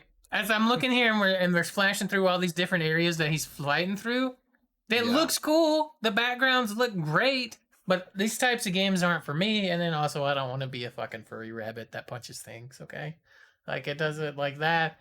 The gameplay doesn't grab me. The cool backgrounds do though. Also, Mm. the fucking name of the game is Fist. I mean, The name of the game is what? Fist, which Oh apparently yeah, means fucking forged in shadow something. yeah. I thought Forged you were in gonna say shadow torch. something about the name. I was like, well, what? No, no, Yeah, not my it's speed. quite the choice for a name. But hey, go for it. You know, that's what That's for makes you sure, man. That is for sure. furries everywhere rejoice. Yeah, I guess so, man. Guess so, dude. Next is a genre we like to go to sometimes. It sure is, friend. Because Mm-hmm. we like to play ourselves a little bit of nice Cowboys. cowboy shooter games. You know what I mean? Mm-hmm. So this one is called Evil West, an occult cowboy shooter game. You're a cowboy, you shoot vampires. You know. I actually thought this Mm, was a sequel. There was a vampire western game that came out years ago that I can't think of what it's called right now. Where you played like the main character was like a vampire, but also like a cowboy. Um, and I actually thought this was like a sequel to that at first, but it doesn't look like it is. But kind of interested in it. Um, I am as well because I I know some like. people were like, "Hey, Van Helsing," because Yeah, I that's what mean it seemed like. that's what it reminded me of when I first saw it. But I'm intrigued by this. I'm interested. So I'll definitely be keeping an eye on it to see what comes of it. Mm-hmm. Same. But it's coming in 2021. It'll be Evil on the West. in the Xbox Series X and S, Xbox One, PS5, PS4, and PC. All the things. Yeah. So yeah, it definitely looks like something that I would be interested in. The Ruined King, a first single player League of Legends game, got a trailer. So I'm not the biggest fan of League of Legends. So I mean Mm-mm. this does nothing for me. But I mean, cool, I guess, for people who wanted something like this. Uh-huh. They got jiggle physics for you guys. I know that. Because when they show misfortune in a minute, they move. um This just I mean, apart from me not even caring about League of Legends, this just doesn't look like my kind of game to begin with. mm-mm. So yeah, this does like literally nothing for me. Yeah, yeah, yeah, I don't care. Yeah, I mean, I'm Let's move just on. being honest. Like, I don't, not my I'm thing. not. I don't mean to shit on people that are excited for it, but me,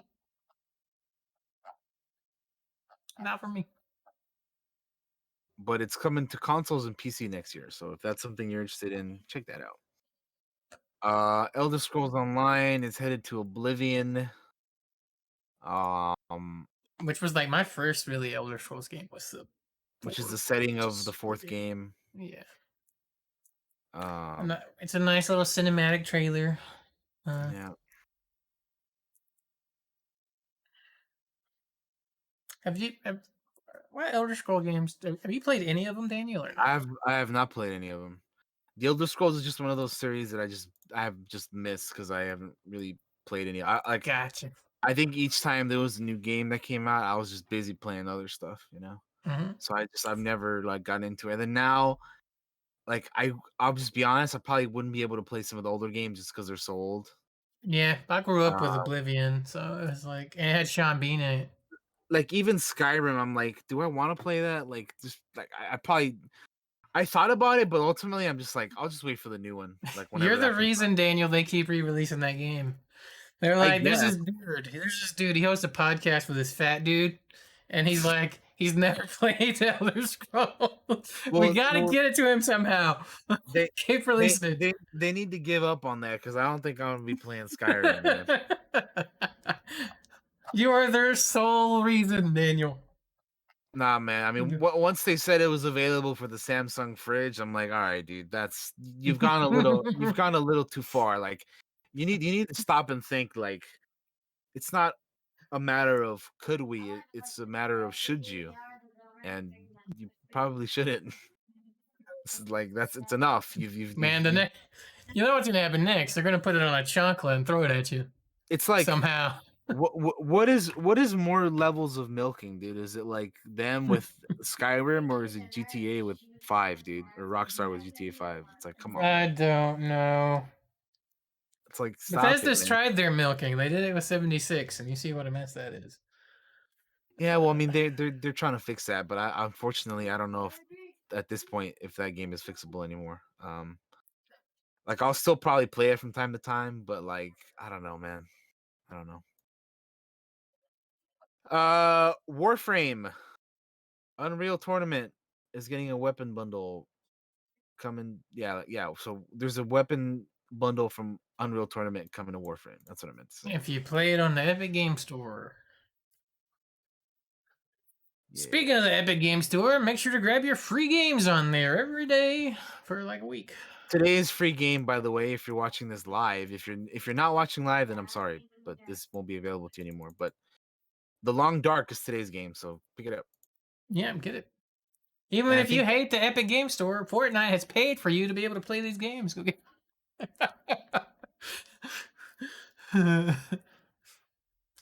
um I believe the first game that they gave away, I'm trying to think. Yesterday they gave away an Oddworld one, and then the day before that was Cities with City Skyline, City right? Skylines. That's the one. Yeah. I was sitting here like, what was I was it? trying to Come think of it too, on. and I couldn't. I'm grabbing shit I But even already own just cause. but anyway, here are your weapons for Warframe. So Warframe isn't really a game that I've played a whole lot of, but I think you have, right, Josh? I play quite a bit of it, yeah. I have not hit. I'll be honest with you. It's very hard to know what to do in that game if you made an account forever ago because they don't have like a tutorial thing Hmm. to catch you up. I think so. Whenever I play it, I have to get Derper in the chat to like guide me on how to do shit. Fucking Um, derper. so I'm hit. I like Warframe a lot. I just end up feeling lost a lot of time when I play it though. Hmm. But it's good. It's free, so um, I have a good time with it. Yeah, I've only like dabbled on it a couple times, but I mean ultimately like I just think there's too much other stuff for me to play to ever get to it and just like invested in that. So Hmm. that's what it is for me in terms of that game. Um, but yeah, I think that's pretty much it in terms of like stuff that was for that, right? All For right, Game that's the Awards. Game Awards. So we can go ahead and move on to the TV news if that's good. Unless you got anything else for games. I'm just seeing if there's anything that like come out hot off the presses, but I don't believe there is. I'm just gonna look really quick. Da-da-da-da-da-da. Nope, go ahead. We can hit it. All right. So first thing we have here is the Invincible cast. Uh, has added more people. Uh, we have Mahershala Ali, Nicole Byer, John Hamm, um, J.K. Simmons, Sandra Oh, Mark Hamill, Seth Rogen. Quite a few people. Walton Goggins, my bad. But yeah, so Carrie Payton, of course. So I don't know a whole lot about Invincible, I don't know shit about it. but I know it's a comic. All I know is that it's a comic book series created by Robert Kirkman, who is the Walking Dead guy, the creator of that as well. Hmm. Um, and I hear it's pretty neat. Didn't Majin tell us some stuff about it or Yeah, he was something telling when us we some were in stuff chat with about it. him? Yeah, he was because Majin, who's a friend of ours, worked at a Hmm. comic book shop for a number of years. So it was his job to know, all a lot of this stuff. Yeah, and he told us a little bit about Invincible. And it sounds interesting. I'll probably be checking the show out just to give it a shot. I like the voice cast they have. They got like I said, all those people that I mentioned, and then Clancy Brown is on it as well. He's always great. Um, so yeah, Ah, we'll see. It's an animated show. It'll be on Amazon. yeah, I got like a Um, teaser playing for it, I believe. yeah, Which there I it think is. we've seen it before. We've seen this particular video before at some point. I don't remember when, but I remember watching it. Coming next Looks year. looks interesting. Yeah, I mean, again, I don't know a whole lot about it, but I'm interested to find out and learn, because it looks pretty cool. Mhm. I'm always willing to give cool comic book stuff a shot. Um, and it's always cool when like you watch something that you don't know a whole lot about of and you end up like really liking it or something. Mm-hmm. Get a whole So new that's set that's of always that's characters to always a good enjoy. experience, for sure.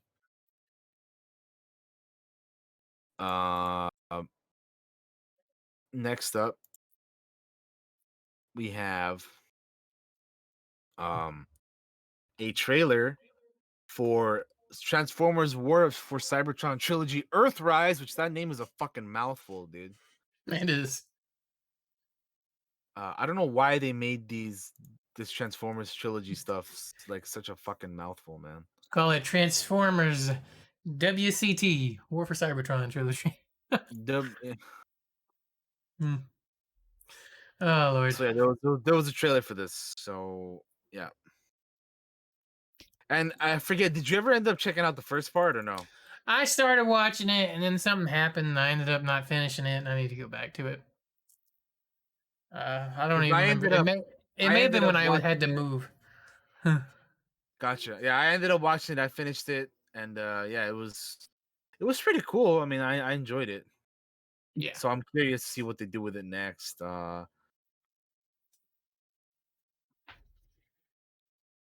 I just I love the style of the Transformers in this. Because it's they look just like the G1, which is one of my favorite Transformers stuff. Mhm. I just like Um, Cybertron. Earth is boring. yeah, Who yeah, wants to mess with Earth and the fucking Earthlings? Fuck that. Show us the fucking robot planet and yeah, shit. Do yeah, that. exactly. Like for those of you who have seen the Bumblebee live action movie, the Mhm. first 10 minutes of that is mwah, chef's kiss. If they did that into a live action movie, oh my god, I would lose my mind.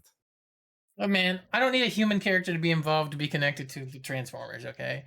But for some Yeah, reason, everybody's obsessed with throwing them on fucking Earth. F Earth, I live here. It's a boring place usually. Show me the Cybertron. hell yeah, dude. I'm 100% with you on that. It's the truth, dude.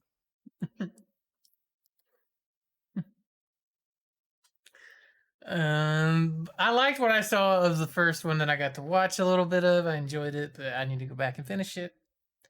Um, and I like Transformers.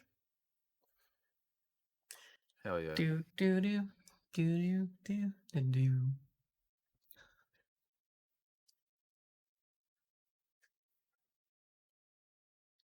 What do we got next, bub? So that's December 30th. So that's at the end of this month. So I'll definitely be checking that out. And I'm excited for a certain character that they teased here in this little trailer here. Mm-hmm. So that is gonna be good. Next up, we have something that's coming out next month, and that is we have the season 3 trailer for Cobra Kai, Before I show which this on stream, I'm gonna preface this. this trailer is loaded with spoilers. So if you've not seen Cobra Kai yet, Yeah, come yeah. back in about 3 minutes. I All right. which speaking of which, I'm sure that once we both finish watching the season, we'll probably do an episode on it as well. Yeah, I enjoy Cobra Kai, Yes. and I'm excited to see what happens because the show is good at giving you the cliffhangers. Yeah, it sure is, man. It really, really, really is.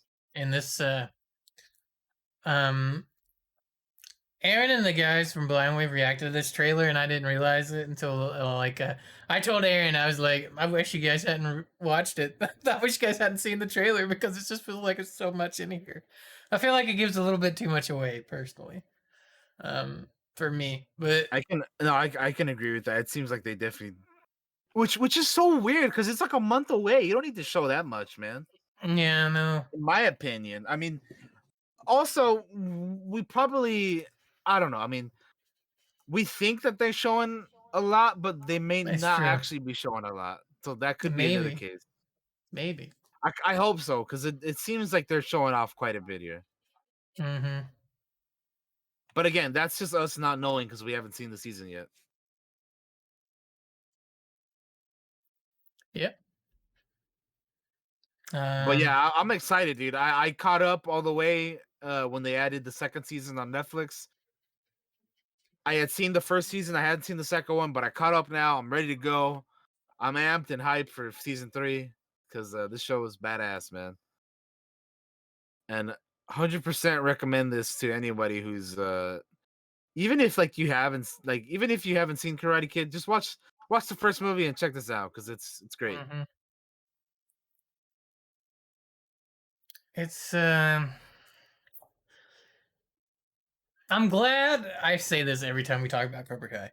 Because I got on the train for this show way damn early. Like that first when Yeah, they came out, you really did, yeah. and I sung the praises out of that show from the moment it was on YouTube Red or whatever the fuck it was called, and was like, I'm so glad that it's on Netflix now and it's available to a wider audience that gets to see and enjoy it. Um, and then I'm gonna cry when when Netflix cancels it before it's done. Oh man, Like they but do everything else I've enjoyed. they're gonna wait until season 4 like glow, right? Oh, bro, don't, because I think I think Cobra Kai actually has an end. I think they have an end game. I think they wanted to Yeah, do, yeah. they wanted to do like 5 seasons or something like that. I think maybe was it five, I've something heard like something that. like that as well. I don't know. We'll see. I've heard like 5 or 6, something like that. I mean, we'll find out. But as long as they do it that way, like they have a planned, uh, end with what they want to do, then we should be all right. Because yeah, that's still, dude, tragedy. What happened to fucking Mindhunter and Glow and some of these other shows that we loved? Mm-hmm. Tragedy. But anyway, I'm excited for that. So that'll be good. Uh, we got some casting news and another trailer to end off our TV news here for the day. Gotcha. So let's go ahead and do the casting news real quick before we hop into this trailer. Um, so we got some casting news for the Game of Thrones prequel House of the Dragon show. It's added Matt Smith and Olivia Cook and Emma Darcy to the show. Um, so most of you will recognize Matt Smith as as one of the many Doctor Who's. I mean, he's been in other things as well. Like he was in the one of the crappier uh Terminator movies, Terminator Genesis. He was also Prince Philip in The Crown. He's in a bunch of stuff. Matt Smith. So you guys know who Matt Smith is, but mainly he's known for Doctor Who stuff. Um, Olivia Cook, she was in Ready Player One. For those of you who have seen that, and she's in a bunch of other like indie movies and whatnot. But yeah, I think she's pretty dope.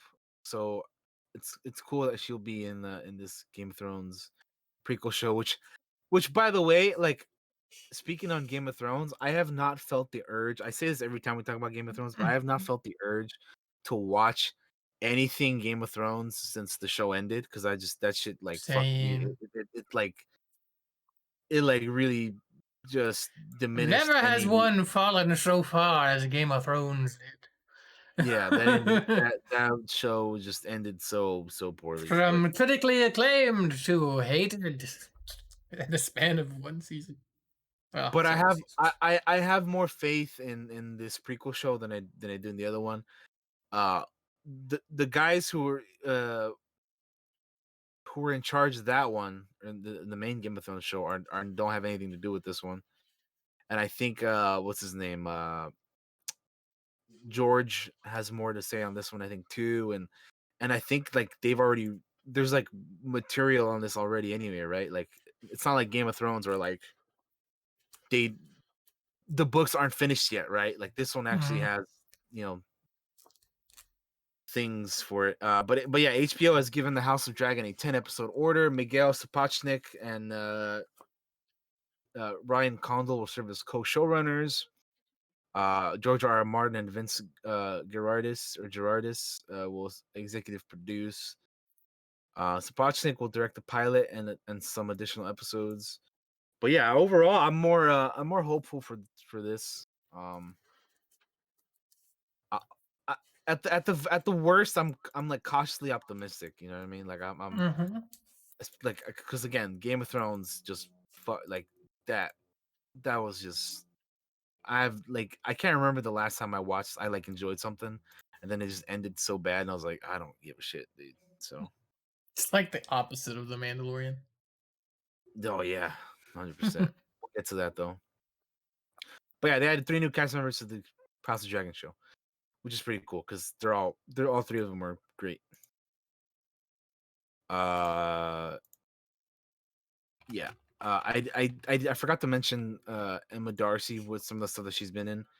But I don't really know her a whole lot from a lot of other things. I know she's in that Hannah TV show, but not much else. I haven't really seen her in anything, but I assume she'll be pretty good in this role that she'll be playing in the House of Dragon. But anyway, Gotcha. moving on.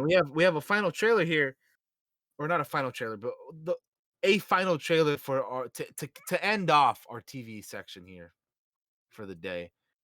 We have more TV news, but I'm lumping that into the movie section when we'll talk about the Disney Investor Day. So there's more TV news, but I'm just throwing it in with the rest of the movie news because I just put all the Disney Investor Day stuff all together. But anyway, Disenchantment Part 3. We're checking the trailer out right now. I know Josh enjoyed this show. I enjoy this show. Yes. And this is coming next month as well, January 15th. This was my go to sleep show for a little bit. Kind of like Futurama Ah, was. like Futurama, yeah, because I mean it's basically another Futurama. Said I need to rewatch it again because I forgot how season two kind of ended. To be honest. So I like how Netflix gives you the whenever they come out with a new season, they're like, "Oh, here, do you want the here's recap?" what happened. Yeah. Yeah, here's what happened last. I like that Same. because in some instances, it's been a while since I've seen the other stuff, so those recaps really help out. So Netflix, if you're watching this, thank you. I appreciate Mm-hmm. those recaps. Keep doing them, please. Whatever. Yeah, but yeah, I'm looking forward to this, man. I have fun with this show for what it is.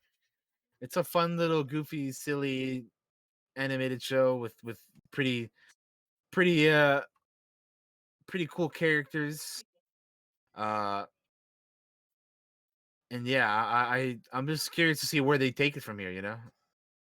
Mm-hmm. Interested to see the adventure continue. Cause there looks like some pretty I saw some pretty trippy shit in this teaser or trailer already. Fucking Elfo, dude.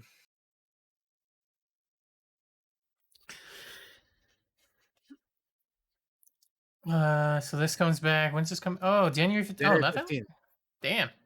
Yeah, so So we're getting Cobra Kai and this next month. January's gonna be loaded. I'm about Uh, it. uh, of the few trailers that we watched, we're getting this and Cobra Kai next month, and we're getting the Transformer stuff this at the end of this month, or actually in about a week and a half. So all the stuff that we just watched trailers for coming pretty soon. So get ready for that. But yeah, that'll wrap it up for our TV news.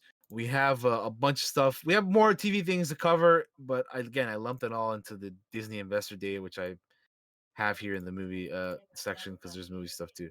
But Gotcha. we'll start off with some movie news here. First thing we got is they had a little 60-second clip here for Wonder Woman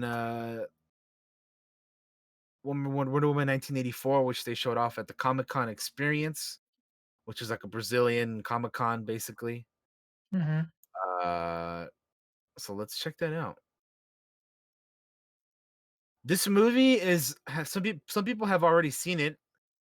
I believe it's out in theaters in other areas of the world right now, and there's been like screenings for like movie people and whatnot. Yeah, there's been It some looks pretty reviews out good. there.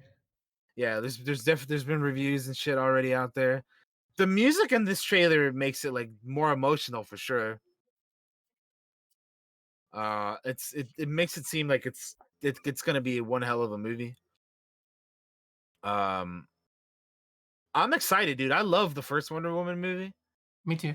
so I'm really looking forward to this. I think Gal Gadot is a badass Wonder Woman. My main thing is I'm really curious how they brought back Chris Pine into all this Yeah. with the way that you know with what the way his character went in the first movie. Um, yeah, I don't know. I mean, there's multiple ways they could go about it, but I'm curious. I'm interested to see how or what that situation is all like. But yeah, I'm about this. This movie comes out on Christmas here, so in about a little less than a week. I'm excited. When we watch it, we'll do an episode on it and we'll talk about it for sure. Mm-hmm. Um, because that's something that definitely want to do something on. Yeah. Next up, we have some Marvel. We have a bunch of Marvel casting news. Um, for things. First of all, this is all announced. This is all before the Disney Investor Day, by the way, which is why it's separate. Which is why I'm not including it in the rest of the stuff that we're getting in here a little bit. So first of all, Alfred Molina is reprising his role as Doc Ock in Tom Holland's Spider-Man 3. This movie continues to be stacked more and more each day, which only leads me to believe that some of these people will be cameos and they'll be in here in the movie for a small amount of time because you cannot have this many people in the movie and give them all anything of significance. Because there's way too many people in this fucking movie at this point. If Mm-hmm. all these casting rumors are true, right? Like if they're bringing back Jamie Foxx and fucking all these other people from the other movies, and now Alfred Molina is Doc Ock. Like this movie's gonna be stacked. Like you can't possibly like have room for everybody and like do anything huge with them. But yeah, I don't know. It's exciting though. I like Alfred Molina's Doc Ock from Spider-Man 2. So I'm just really interested how they're gonna do this whole multiverse shit in this movie because like I'm about it, but I'm also wary of them adding too much in Spider-Man movies because we've seen how the Amazing Spider-Man 2 and Spider-Man 3 have gone with them trying to overdo things sometimes. So Yeah. I don't know. I don't know. I'm curious. I'm interested. I'm excited, but I hope they do it right. Same.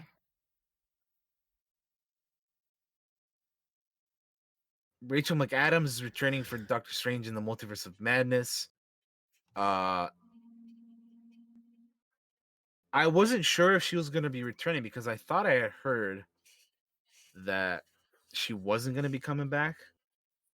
I thought I heard that too.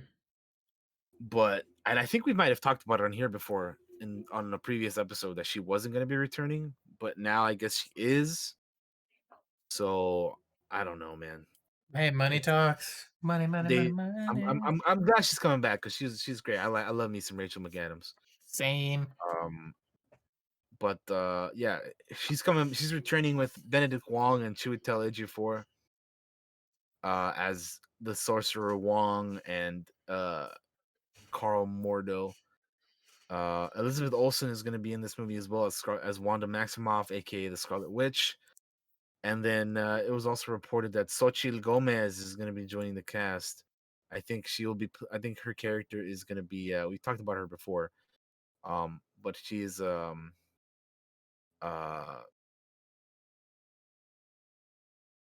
America. I forget the actual name of the character because I'm not that familiar with her. But we've mentioned it before, so she'll be in the movie as well as like one of like the younger like Avengers type of characters.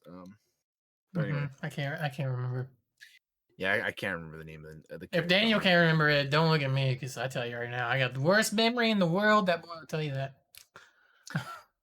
And the last piece of casting news we have here. Well, not the last, but I mean the one before we get into the Disney stuff. Is that Jamie Alexander, our girl Lady Sif, will be returning in Thor: Love and Thunder because she was not in Thor Yay! Ragnarok, unfortunately. Boom. We missed you, Jamie, but you're coming Well, back, so it's a good we're thing happy. she wasn't because they probably would have killed her.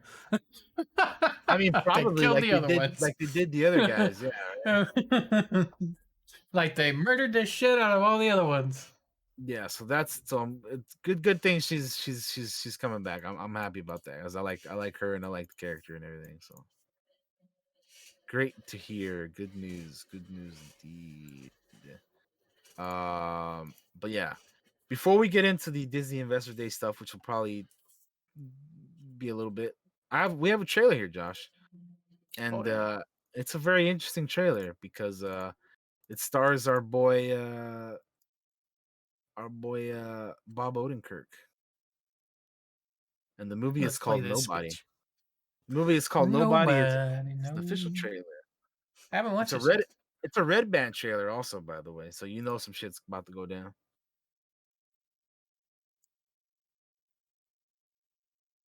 Hmm. It looks really cool, man. Like I am very interested in this.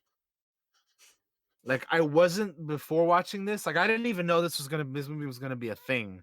And then I watched this trailer and I'm like, yo, this is something that I didn't know I wanted to see. And now I want to see it. How? It's a fucking action movie starring Bob Odenkirk, man. I'm And in. it's got our boy fucking Christopher Lloyd in it as well. Oh fuck. Connie Nielsen is in it as well. Bro, if an old man takes the bullets out of his gun and says he's gonna fuck you up, you better run. Don't laugh. Yeah, Fucking run. he's like I'm gonna fuck you up. That was great, dude. Like this is I mean, look at this, dude. That looks Look at good.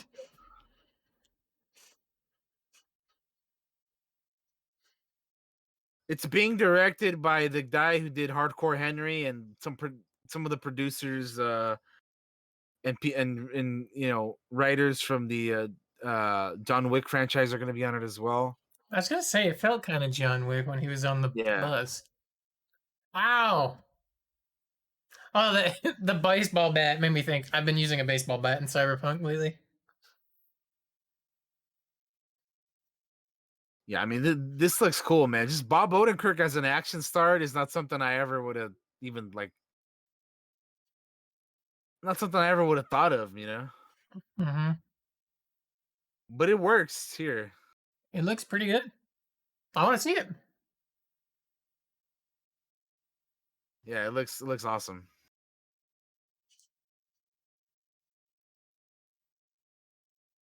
And the thing about this movie is that it's coming out here in a couple months too.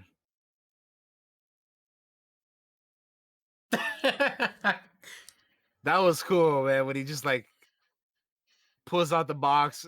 He wants the goddamn kitty cat bracelet, dude. Don't fuck with him, Yeah. all right? Nah, I want to watch this.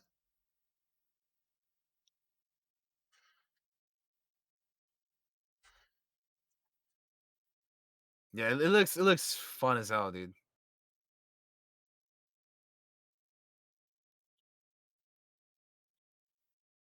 Yeah, so February 26th. That's not that far from now, you know? Like that's only like 2 months from now, you know?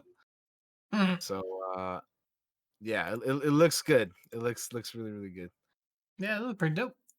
So yeah, I Uh hadn't watched that trailer yet, so you got a reaction out of me, y'all. Hope you're happy. there you go. All right, so to end off our news for the day, we have things that were announced at the Disney Investor Day 2020, which is, not too long ago. So one of the first things that they had was that Raya and the Last Dragon is coming to theaters and on Disney Plus with premiere access on March 5th, 2021. We watched the trailer for this. It looked This pretty cool. this movie looks great. Yeah, I'm really looking forward to this because it looks badass. I'm all about it. Looking forward to checking that out when I can. Same. Um, there's a bunch of shows that were announced for Hulu and Star. Some of them have pretty interesting casts. Steve Martin. Handmaid, Hmm. yep, yep. They got Sorry. Steve Martin, Martin Short, and Selena Gomez for That only just stood murders out to in the me because we've building. been watching a lot of Steve Martin movies. Yeah.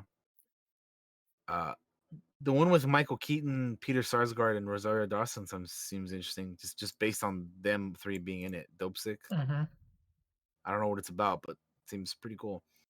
Uh, there was some FX series that were announced as well. Um, particularly the ones that come to mind for me. We'll read some of these off here. Like, there's one called The Old Man, starring Jeff Bridges. Uh, there's Reservation Dogs, uh, which is like a Reservoir Dogs with like Native Americans, I believe. Oh, And then okay. there's they announced an Alien TV show for FX, which I don't know if you Yeah, saw that, I heard that. but it's gonna have Fargo and Legion creator Noah Hawley. This will be the first time that this franchise uh will be on TV, which is very interesting. Hmm. Uh, so yeah, he's Noah Hawley working on the Alien FX TV show. It's in development. Uh, what Disney Plus tweeted out was that Alien is currently in development at FX Networks. The first TV series based on the classic film series is helmed by Fargo and Legion's Noah Hawley. Expect a scary thrill ride set not too far in the future here on Earth. So that's pretty cool. And then here's something else that I was pretty interested in. They're making a Shogun TV series as well on FX. Yes. Developed by Justin Marks and Rachel Kondo, along with FX, bringing the series to life. Uh, Is this related to the other Shogun miniseries that had this like old, or is this its own deal? this is uh, There was a this is a 1980 miniseries called Shogun. this is a retelling of James Clavell's saga Shogun. It is. It's a remake then, because they had a miniseries in 1980 with Richard Chamberlain and Toshiro Mifune and John Rhys Davies and fucking Shogun. So they're redoing it. That's dope. Yeah, That's I'm exciting. excited for that. That's I'm looking forward to that for sure. So those are like the main two that I was interested in from the FX stuff. But there's a bunch of other things in here. You guys should check it out if you're interested in. Like I said, there's Reservation Dogs and Platform, American Horror Stories, The Old Man, uh, you know, so on and so forth. This is where we get into the Star Wars stuff. Oh Rain yeah.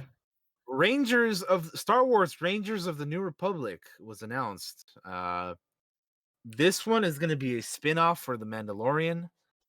Uh, we don't know what this is going to be about. However, this is my personal guess. You there's two X-wing pilots in The Mandalorian in season 2 that are ranging the galaxy on their X-wings, patrolling, and I think it's going to be kind of like that. I think it's It's going to be cops.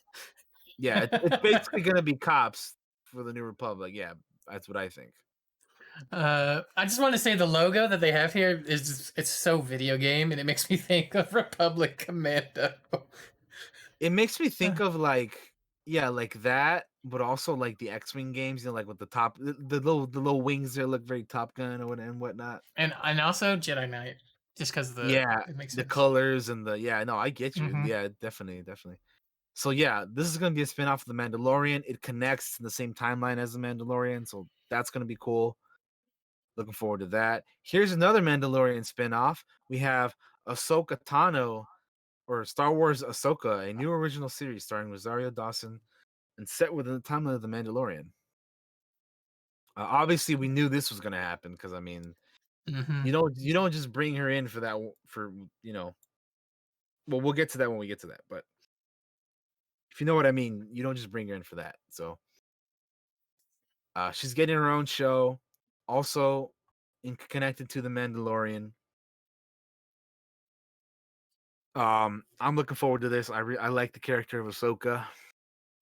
Curious what they could do here, especially with what they mentioned at the end of that episode, which we'll talk about here in a bit.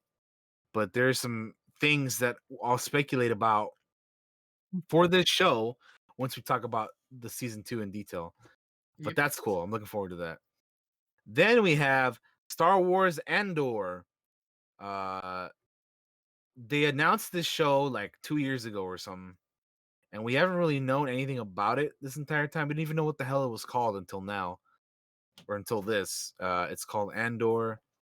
They had a little sizzle reel for us there, showing off Rogue One, and they basically kind of like show you a lot of the behind the scenes stuff about how they're prepping the show and like what they're doing. Basically, they're doing what they would do with anything else, and they're treating this show like a movie, which is what they should always do. They should always treat these shows like as if they're movies, because we want that level of quality and whatnot. And it's just cool, man. Like honestly, it's not like one of my more anticipated of the shows. Like I'm not like dying for this one, but I'm still gonna Hmm. watch it. Like I love the time period we're in, and I'm like curious about the things they're gonna tell here and whatnot. Like I'm super super excited. And when we go to the concept art, there's some really cool stuff in there too that I'm looking forward to. I kind of hope that we dive into a little bit of Cassian's separatist background because his family during the Clone Wars comes from a separatist. They were separatists. Is basically what I'm Hmm. trying to say. So I hope they kind of delve into that because they didn't really dive into that a whole lot in the movie or at all, if anything. All he said was that he was in the fight since he was 6 years old. So I kind of hope they dive into that a little bit. But yeah, I mean, just looking at the sizzle reel, all the droids, all the aliens, all the props and costumes and everything, and just the sets. It looks awesome, man. It looks really cool. And then they're gonna be using the volume as well, which is what they use for the Mandalorian. Um, so that's pretty cool. Look at all that sweet concept art, man. You see the Venator being chopped up and whatnot. It's so cool. I'm like, if anything, this sizzle reel just made me more excited for this than I was. So very, very cool. Hell yeah. Uh Here's one that I am like over the moon for. Like I am so excited for this one. Where it's the Obi-Wan Kenobi show. Hmm. Star Wars Obi-Wan Kenobi. Uh it doesn't really show anything other than the logo, this little video here. But this is gonna be take place 10 years after Revenge of the Sith. So in other words, it'll be 9 years before A New Hope and Rogue One and all that stuff. But they also announced something that I didn't think they would announce like with this, but like I thought they would keep it a secret, but they just went out ahead and announcement is that Hayden Christensen is returning as Darth Vader, which dude. The fact that we're gonna see Hayden and Ewan again as these two guys, oh man, it makes me so happy. I can't wait, dude. I literally this is like up there for me because Obi-Wan is my favorite character in all of Star Wars, and I've been waiting for this show forever. So I can't wait. Next up we have Star Wars: The Bad Batch, which is the new animated series after the Clone Wars that they announced. Um, it'll be obviously it takes place after Clone Wars. It'll be out sometime this year. We'll have the experimental clones that we saw in the season 7 of Clone Wars. Now this one I'm gonna be real honest with this one. I wasn't like super overly excited about this one just because like I thought the characters were cool in Clone Wars, but I wasn't loving them. Like I wasn't basically when they announced the show, I wasn't like super excited for it or anything. But after watching this little trailer, like just seeing Fennec Shand in it and seeing Palpatine's Empire Day speech and just seeing some of the things we're gonna happen here, I'm way more excited for this than I was. And then I've heard some rumors about we see some clone troopers in all black appear in the trailer. I've heard rumors about who they're supposed to be, and that has me excited. I'm not gonna say it in case it's true, but look at that. There's Tarkin. We have this looks cool, man. Like I think this is what I needed for the show. I needed like something to get me excited for it because like listen, I'm always gonna watch Star Wars, like regardless. Like I'm gonna give it a shot because it's Star Wars and I love Star Wars. But the Bad Batch was just again, these characters were kind of like to me. Like not but like they weren't something that I was like, I can't wait for those guys to get their own show. You know what I mean? But Yeah. now that they are, and now that I've seen this trailer and some of the things that we're gonna see in it, I'm definitely more looking forward to it than I was previously. So yeah, I mean, I can't wait. It also makes me like just think of some of the other potential things that we could see in this show now. Like I would love to see Cad Bane and Boba Fett go toe to toe, which is something that they were gonna do in Clone Wars, but since they ended the show, they couldn't really do that. But anyway, another thing that we have here is Star Wars Visions. It's basically Star Wars anime, which is something that I know a lot of people have been wanting for a long time. I've been wanting it for a while too, just to see how it would look. But it's gonna be think of it as like what I've heard people compare it to is like the Animatrix.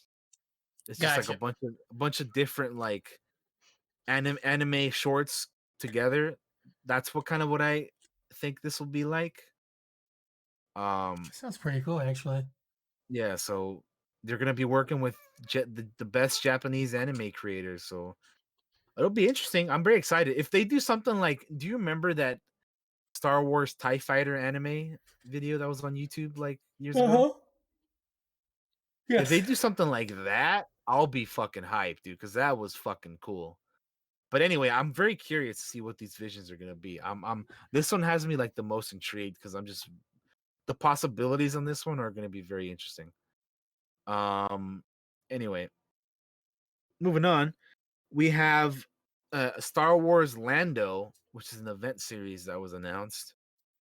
This is gonna be like a mini series, I imagine, as well, like the Obi-Wan one. Um they haven't really said if Donald Glover or Billy D. Williams are gonna be Lando. Um but they did say that Dear White People creator Justin Simeon is going to be developing the story, which is in development right now, or early development rather. Um, you know what would be cool? I don't know I don't know what they're going to do with the show, but I think it would be a cool idea. Like if you get both Donald Glover and Billy D, and kind Mm-hmm. of make this show kind of like you know how remember in Solo when they're on Kessel and they're like trying to go get the coaxium or whatever from the Pikes, and then Yep. Lando's in the ship on the Falcon, like recording like his little diary or whatever the fuck. If they do it kind of like, here I am, Lando. Here's my uh you know stories of whatever the fuck I've been doing, and they kind of do it that way. I think that would be kind of cool if they did it like that.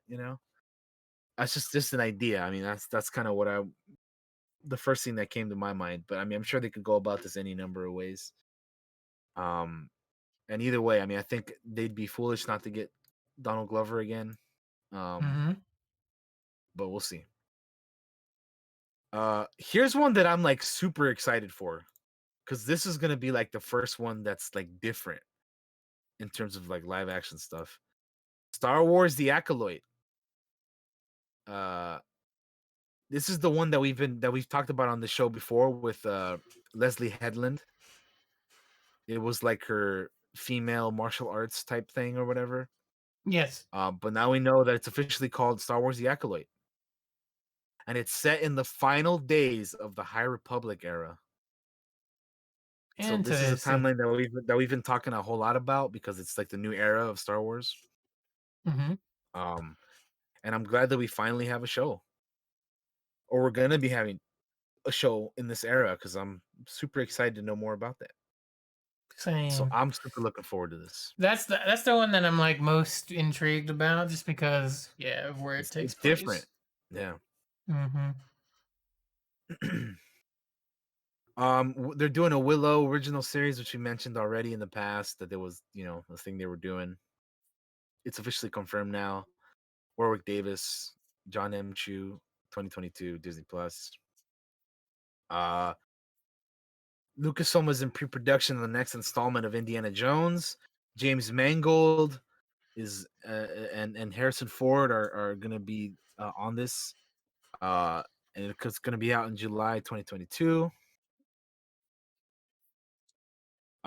Children of Blood and Bone is being developed by Lucasfilm. I'm not really sure what that is, but it's a what it says. It's a New York Times best-selling novel. Children of Blood and Bone is being developed by Lucasfilm in partnership with 20th Century Studios.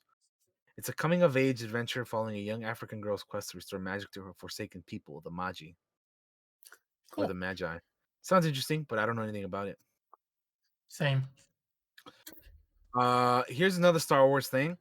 We are getting a Star Wars Rogue Squadron movie from Patty Jenkins in December 2023.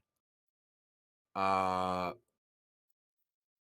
there's no word on what she has planned yet, but Patty Jenkins did tweet out a video about what her inspiration was for doing this movie, which is pretty cool, and it has me pretty excited about what she's going to be doing here.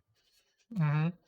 Um, the other thing that I found very interesting about this is that they said that this movie is going to take place in the future of era of Star Wars.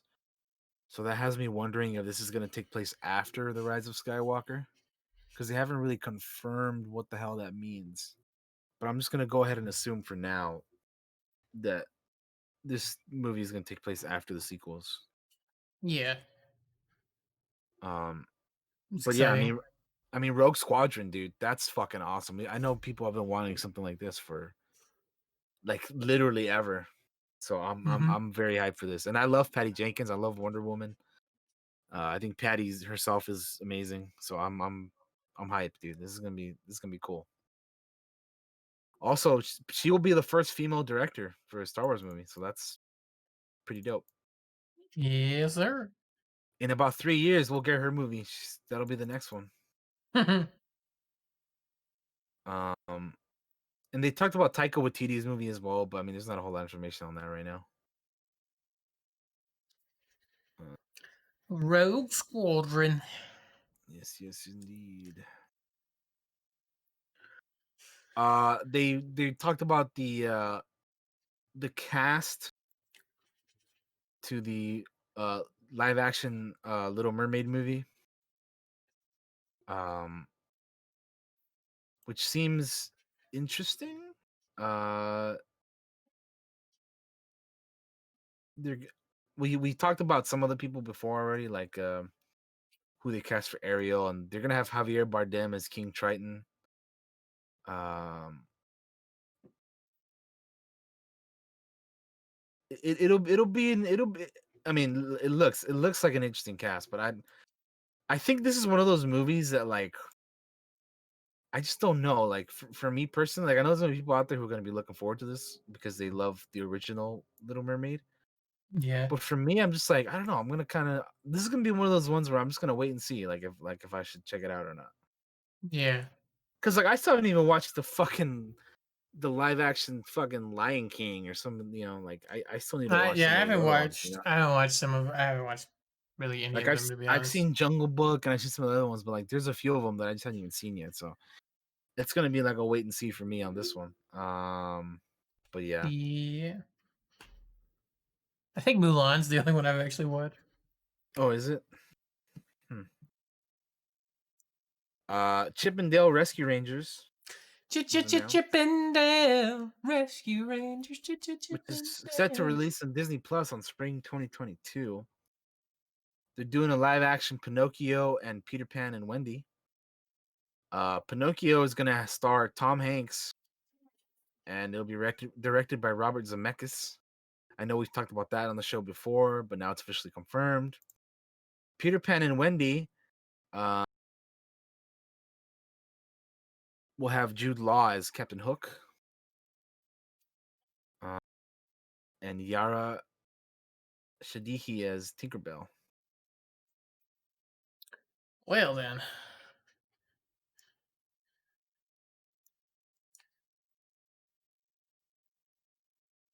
What else do we have here? I'm just scrolling through. There's so much information here that I'm not going through everything, but I'll yeah, there's talk a about a ton of few things. stuff.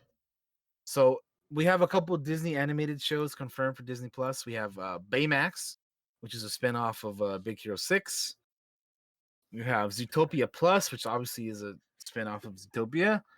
Uh, and then we have Tiana uh, coming in, which is a spinoff of Princess and the Frog coming in 2022. And then we have Moana the series coming in 2023. So that's the thing about all this stuff that we're talking about. It's not coming out next year. It's gonna be within the next several years. So it's not gonna be like a super influx of content right away. They're gonna like space it out, which is good. Um, yeah, this is pretty interesting. Disney is doing a collaboration with a Pan African company, uh, and it's called well, it's gonna be an all new science fiction series coming to Disney Plus in 2022. I'm gonna try to pronounce this, but I believe it is Iwahu or Iwaju. Uh, they have some little development art there. They have the logo right. Yeah, there it is. And yeah,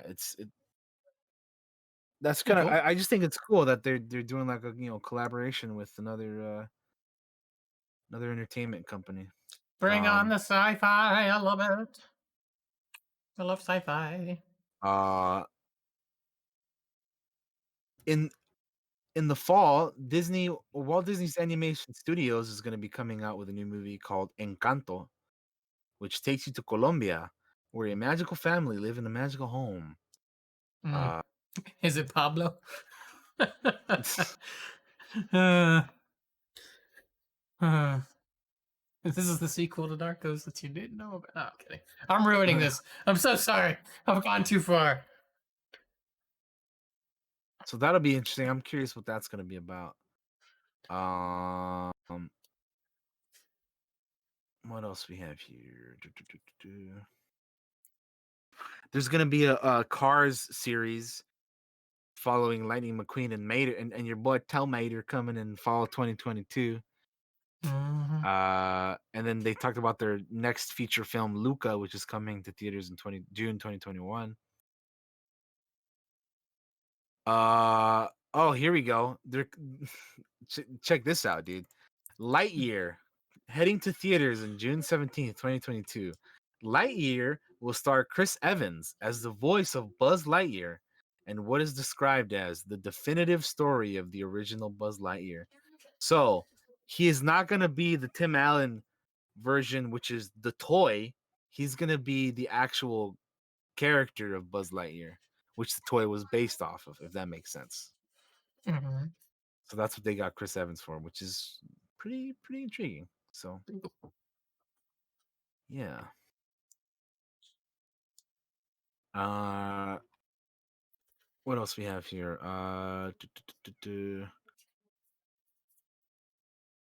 We talked about we're heading into the Marvel stuff now, but we talked about WandaVision's coming out next month, by the way, January 15th, so that'll be a thing. Oh, Xochitl Gomez is playing America Chavez. I knew America was part of her first name, but yeah, America Chavez, that's what she's gonna be. We we mentioned that before, but there's that. So they put out another trailer for WandaVision. They put out a trailer for Falcon and the Winter Soldier, which they talked about a little bit more. That'll be coming out on March 19th, 2021.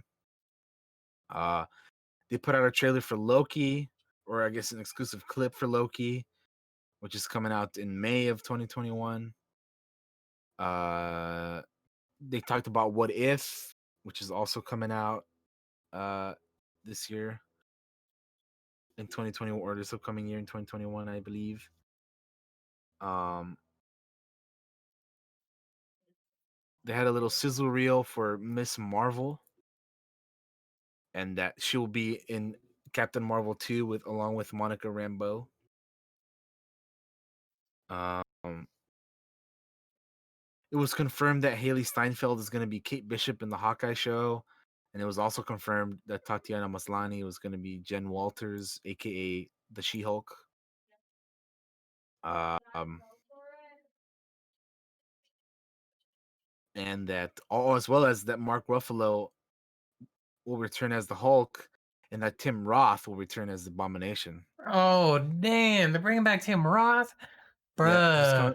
He's gonna be in She-Hulk with Mark Ruffalo and yeah. That's cool. So yeah, he's been a character in the MCU that we haven't seen in a long time. So it'll be really cool to have him back. Mm-hmm. They talked a little, and they talked about a little other shows that were also announced. Like they announced, they mentioned Moon Knight. That was we already knew about that though. But they announced Secret Invasion, Ironheart, Armor Wars, the Guardians of the Galaxy Holiday Special, and I Am Groot. So Secret Ton of Invasion is shit. what? I said a ton of shit. Yeah, a ton of It's shit. coming. So Secret Invasion is gonna have Samuel L. Jackson return as Nick Fury, along with Ben Mendelsohn as the Skrull Talos. Uh, Ironheart is gonna be starring Dominique Thorne as Riri Williams, who is basically a younger. We'll call her Iron Girl or Iron Woman. Uh, but yeah, she's basically. I think she's a black girl who has Iron Man armor, which is pretty dope. Um, and then we have Armor Wars starring Don Cheadle as James Rhodes, uh, the War Machine, and it'll explore the classic Marvel story about what happens when Tony Stark's tech falls into the wrong hands. And then James Gunn was confirmed to return and direct Guardians of the Galaxy: The Holiday Special. The special will be shot alongside of Guardians of the Galaxy Volume 3, and it's set to arrive on Disney Plus in 2022. And then I Am Groot is just a series of shorts featuring Baby Groot, and that's coming to Disney Plus. Woo. Christian Bale was confirmed as Gore the God Butcher in Thor: Love and Thunder. Um, I don't know a whole lot about that character, but I hear he's pretty badass. Natalie Portman also is returning, obviously, as Jane Foster, becoming Thor. Ant-Man and the Wasp 3 was confirmed, and it's going to be or confirmed in production, and it's going to be titled Ant-Man and the Wasp: Quantum Mania. Paul Rudd, Evangeline Lilly, Michael Douglas, and Michelle Pfeiffer are all returning. And Jonathan Majors is joining the cast as Kang the Conqueror, which is something that we've mentioned already in the past as well. And then Catherine Newton is joining the cast as Paul Rudd's daughter, Cassie Lang, aka the grown-up Peanut. Um, I and love then Ant-Man, dude. I love those movies. we have then finally the biggest announcement was saved for the end when it was confirmed that we are finally getting Marvel's first family, the Fantastic Four, and it's being helmed by John Watts. No other additional information was given other than it's confirmed, and that we're getting John Watts as uh, director. So very, Woo. very cool. Finally, hopefully they make a good one. Finally, right? Hmm. So of all that stuff that was announced, what's probably the stuff that you're looking forward to the most? Oh Now that my we're god, dude, there's so much. now that I'm done talking, because I feel like I've been talking way too much, but um, um, Star Wars, the last thing, the acolyte. Acolyte, Um, yeah. yeah, that I'm interested in. Well, I'm interested in all of it, but that's the one that's got me very intrigued. Hmm. Um, the Fantastic Four, even though it'll gonna be like forever till we Yeah, see it. it'll be a bit before we see that. Yeah. That's exciting because I know Majin loves Doctor Doom. Yeah. Um, I'm excited for all the Star Wars stuff, to be honest. Like, I am too, to be like quite honest. I am super super fucking excited and for all I'm the very Star Wars. curious about the Alien TV series and the Shogun TV series as well. Yeah. So I'm yeah, there's a me lot of too. stuff here that's got me like I want to see this kind of deal. I'm looking forward to a bunch of stuff, even like the animated stuff, like the Pixar stuff and the Disney animation stuff, and obviously the Marvel and Star Wars stuff, and obviously Shogun and Alien. Like we got a lot of good stuff coming within the next, several years from Disney. So I'm We got reasons to very, live, y'all. I know, right? No, Because I needed them. I'm kidding. But no, yeah, it's a little dark. I'm sorry, guys. It's bro, it's been a week. it's a joke. It's a joke. Calm down. Uh, no, yeah, yeah. There's a lot of good stuff coming. But anyway, that's it. We'll leave it there. That's our news. A lot of good stuff coming. So very It was a exciting. lot of news because we missed like 2 weeks, and it was like, Yeah, I, yeah, it yeah. was, But now we can but move on to the hey, main topic. Let's go ahead and main topic. get into the Let's main hit stuff. it. The good right here. The Let me good put up shit. a let me Put put up a that text on us. put that spoiler warning up for the folks.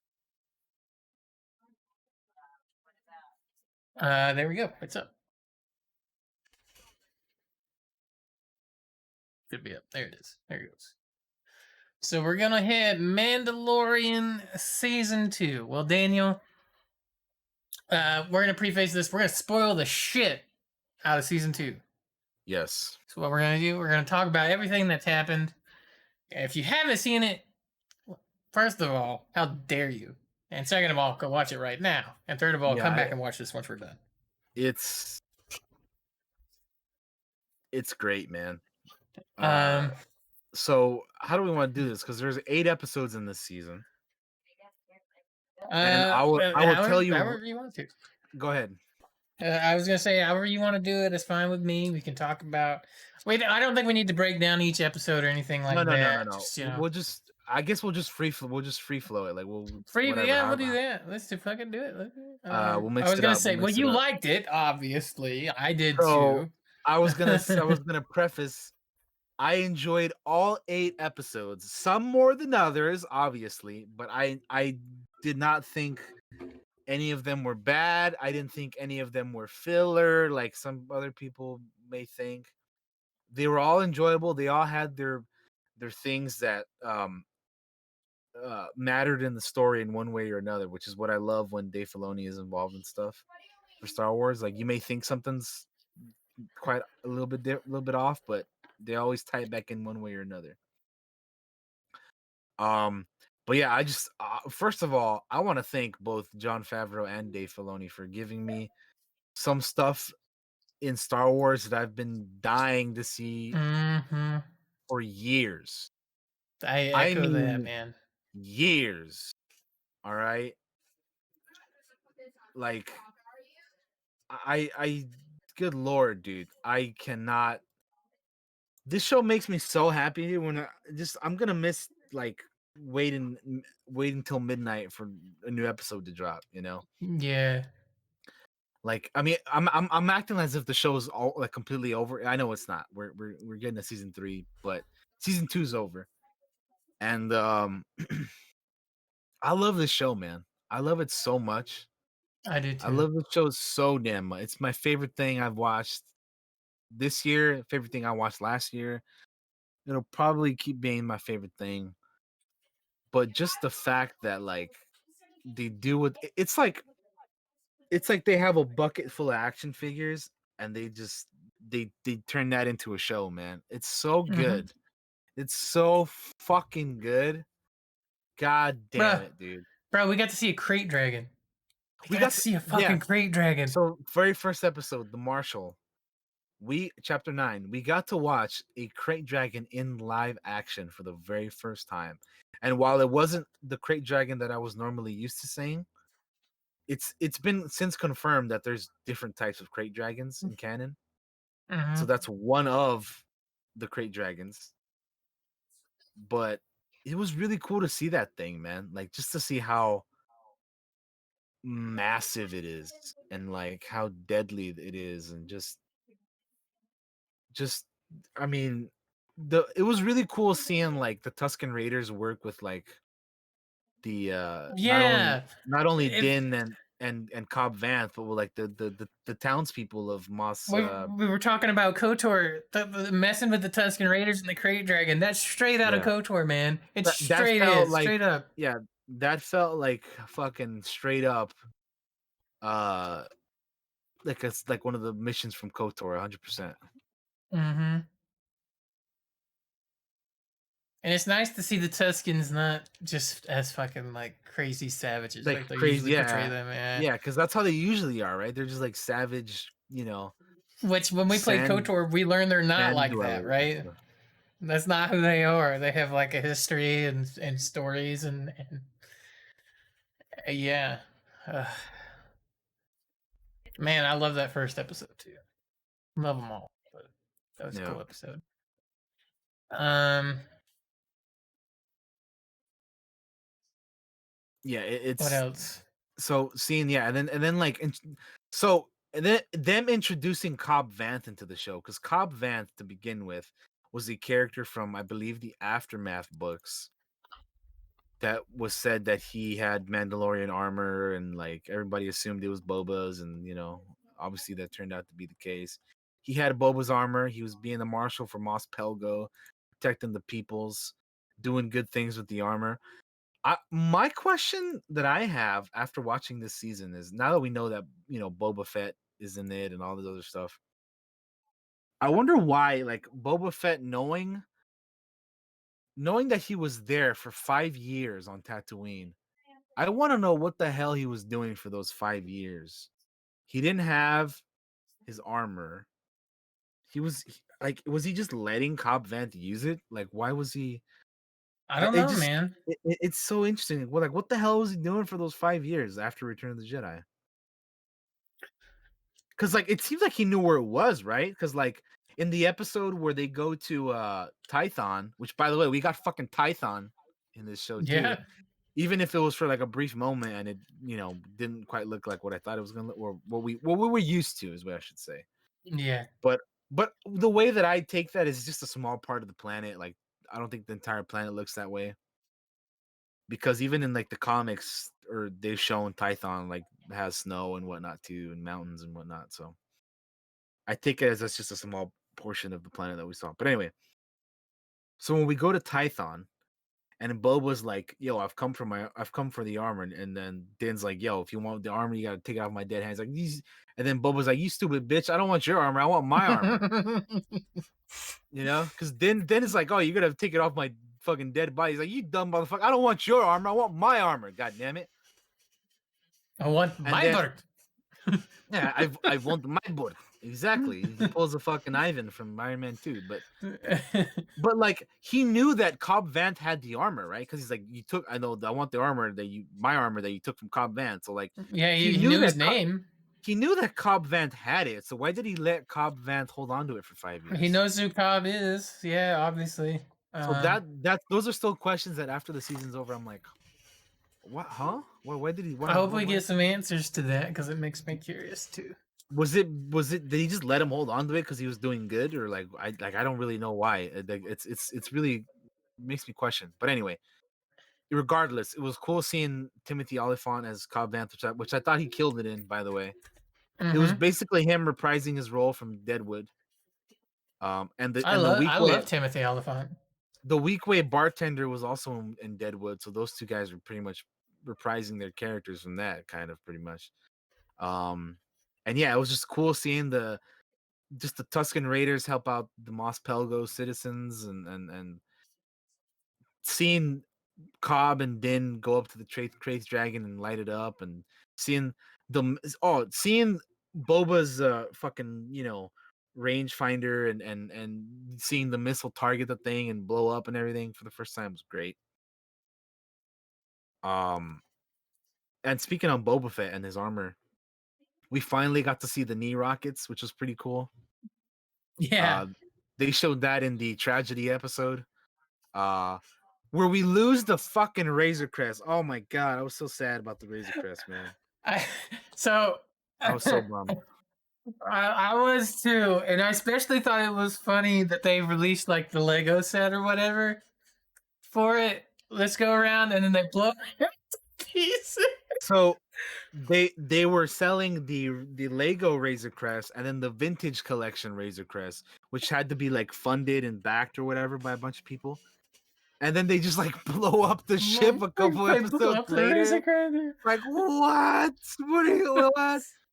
Oh, I was so bummed because it's such a cool ship, but like, I mean, it I just saw makes me somebody selling the Lego set on Facebook the other day, and I thought, oh, but that was somebody that was bummed that they blew it up. yeah. It makes me wonder what kind of ship he'll have next. Yeah. Give him the Because Ebon Hawk. Come on, do oh it. my god, could you imagine if they give I him would something like that? lose my shit, dude. Good Because I've been lord. sitting here thinking, the more I look at him throughout, he looks just like the Mandalorian from KOTOR 2. He looks just like Candace in the armor, almost. Like Like what would it's you do if like I'd let's think of a hypothetical here, right? So I'd straight up let's get an say Ebon Hawk. let's say Din is traveling um in space somewhere, and Mhm. you just see like uh we're in space, right? And you see nothing but like asteroids and shit in space, and like just stuff floating around, and uh pieces of things floating in space and whatnot. And then he arrives at like a facility, right? Mhm. And then you see fucking the Paragus mining facility from KOTOR 2. Oh my god. And then on the outside, like the camera pans and you see a bunch of like hammerhead ships, and then parked on the side is fucking the Ebon Hawk, and he's like, I'm gonna take this one or whatever. It's like, what? That'd be nuts, dude. Like that'd be Oh crazy. my god. I was just thinking, man, the fucking exchange. You could use the exchange as villains, right? Almost like I mean, Zerka Corp. You could use Zerka Corp. You well, could I use was gonna I was gonna bring up Zerka because they are canon already, by the way, if you didn't yeah. know that. Yeah, no, Zerka is I knew canon. they were. So Um they definitely could bring up Zerka, and yeah, the exchange and all that stuff too. Yeah, definitely. uh Yeah, but anyway, back to Mando because we're getting off into KOTOR there for a yeah, little bit. yeah, we're getting into fan fiction land. We were getting into like things we would love to see, but obviously, Yeah. let's talk about stuff we have seen that I do love. Like so yeah, so then we get the Marshall Cobb Vanth, one episode only this season. I thought he was great. I honestly Hopefully we thought get they were gonna bring him back later, but they didn't. yeah, hopefully we get to see a little bit more of him because I thought he was cool. I thought he was a really cool character. Um, I wonder. Oh, man, actually, now that I think about it, no, he didn't get to keep that. Never mind. I was thinking of the crate dragon pearl, but the Tuscans kept that, right? Yeah. So never mind. I thought I maybe I was like, what? They didn't keep that, but then I was like, wait a minute. If he kept it, it would have been blown up with the Razor Crest. So never mind. Mhm. It's probably a good thing he didn't keep it in that case. Oh, here's something that in addition to the Razor Crest being blown up, he lost his fucking cool ass rifle, dude, That's in that right. Yeah. explosion. He lost Which his pulse. which they made into a Nerf gun, by the way, and started selling, and then they blew it up too. Yeah. Oh, I'm so bummed out for that, dude. They blew up his fucking pulse rifle, dude. That is some shit, man. That was a cool ass fucking rifle, man. Like from the moment we saw it disintegrating Jawas in the first season, I was all about it, dude. Like just the look of it, had the little fucking forked prongs or whatever the hell, and like it was literally the rifle from the animated holiday special that Boba used for the first time, and they gave it to Din, and it was such a cool weapon, and I'm so bummed out that they destroyed it with the ship. Yeah. But hey, Um, we got an upgrade, or we got another weapon. We got the spear. he got the Beskar spear, which he got from Morgan Elsbeth, uh, the uh, the um, the magistrate from the town or the city of Caladan on the forest moon or the forest planet of Corvus, which we also found Ahsoka Tano there, which was pretty cool seeing her, dude. When we first see her out in the forest with the two white lightsabers, turning them on and off, like just terrorizing these fucking mercenaries and shit in the forest in the cloudy fucking not cloudy. I meant to say like foggy, terrain. It was Hmm. great, man. That was fucking awesome. I know. I can only imagine if you were a younger Star Wars fan and watching Clone Wars and stuff, and you kind of grew up with that character, and then you get to see that character in live action on a TV series. I can only imagine the feelings that people like that got to feel with it. Like, man, Yeah, it was crazy. Even I for think. me, and I didn't grow up with it like that. I mean, I was already kind of grown up when Clone Wars was Yeah, yeah, airing, yeah. so. I was thinking of, yeah, like all those like kids that like their first Star Wars was the Clone Wars. Hmm. Yeah, for sure. Like them growing up and Like, seeing that man, stuff. I bet Yeah, you that that was must fucking that must have been crazy crazy. feeling. Yeah. Like I love seeing her too, but yeah, again, Hmm. like you, I wasn't like for me, I was always like Return of the Jedi Luke or Obi-Wan from Revenge of the Sith. Those were my guys. You know what I Which mean? is And why which I don't want to talk about it yet, but I did have that feeling that those people probably had, but it was in the last episode for reasons. yeah, I will tell you 100% that I had that, dude. Yeah, I Okay, so we'll get to that because that I want to. I do. Oh man, Yeah, I know. I know. when we get there. But yeah, seeing Ahsoka was really cool. I will say that I there's something that people have talked about that they kind of have a problem with her and her appearance is that her leku were shorter when they should have been longer as an adult.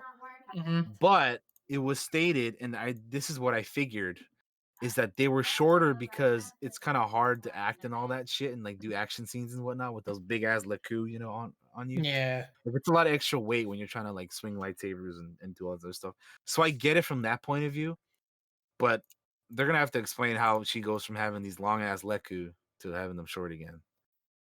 I don't know how they'll do that, but I'm sure they will do it somehow. Anyway, it was cool seeing her. It was cool seeing the magistrate as well, like seeing her fight the magistrate with the Beskar spear. Yeah. That little like super samurai esque duel that they had was pretty dope. Yeah, you had the samurai Um, duel and you had the western duel happening at the same time. yeah, with Fucking fucking with what's Michael his name, B. Lang, aka Michael Bean, and doing, Yeah. yeah, it was great. Uh, I like how when Michael Bean or Lang, his character Lang, was like, "Who do you think is gonna win?" when mhm. they were fucking fighting in there, and yeah, it was cool, man. I definitely like that a lot. The planet was pretty Oh, cool. What's we that? got HK droids that episode too. Yeah, we did. We Uh, got they were I the think they were called 87s. HK. Is that where they were? HK I 87s. I think was they're trying to remember. 87s. Yeah. I was googling. I was like, I forgot. We got HK droids. Oh, Yeah, HK 87 assassin droids. They were in the army of Morgan Elsbeth. your boy HK 47 would be highly disappointed in those He would be. These copies. guys these guys ain't shit. compared to 47. That's for sure. No, bro, that dude could kill Jedi's, and this dude's and these guys got destroyed. But it was dope. It was still cool to Yeah, hear it it. was. Yeah, it was cool getting that name drop for sure. Hmm. I forgot about it until we were started talking about it. Dude, we got Yeah, so much. We got so much out of this season. So much.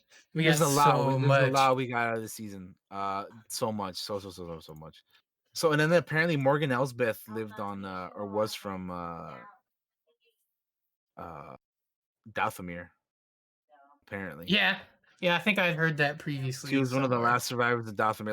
Like she isn't a Night Sister herself, but Hmm. she was somebody who was from there, which I think is pretty cool. But have you seen every Monday after each episode comes out? They've been coming out with like a character poster based Yes, on that episode. I've seen them, yes. Like you just look at those and you're like, we've gotten so much this season. Um, but yeah, that episode was great. The Jedi. We also found out the child's name in that episode, Grogu. He Okay, what do has you a think of the name. name? I thought it was fine. Yeah, I it did too. sounds like a Star Wars name to me. I'd hate to be like having to try to come up with a name Hmm. because I have to do this when we do D&D, right? I have to come up with a name that doesn't sound terrible. It's so hard to come up with Yeah, names, and I think Grogu is fun. I think Grogu is a perfectly fine and acceptable name. Um, I was making the joke like maybe all his species only has Y names because we have Yoda and Yaddle. Hmm. I was calling the kid Yodi for the longest time because I was like, well, he just doesn't have a name, so I'm just gonna call him Yodi. But we have a name now, Grogu. There's no excuse not to call him anything other than that now. Although of course there's gonna be people out there who's still gonna be like, but his name is Baby Yoda. I'm like, okay, sure, whatever. Uh, whatever floats your boat. But he has a name now, so that's good. Also, this episode we have we got a mention of Grand Admiral Thrawn, Oh my god, my which eyes got was so wide which when was they said so that. cool because Oh Ahsoka my is god. searching for Grand Admiral Thrawn, which makes me wonder if you guys saw Rebels. Spoiler alert for Rebels. Spoiler alert for Rebels. Spoiler alert for Rebels. I'm warning you right now. Spoiler alert for the very last episode of Star Wars Rebels, the series finale. You've been warned. Um, Ezra and Thrawn uh are gone at the end of the season. Not as in dead, as in they're MIA.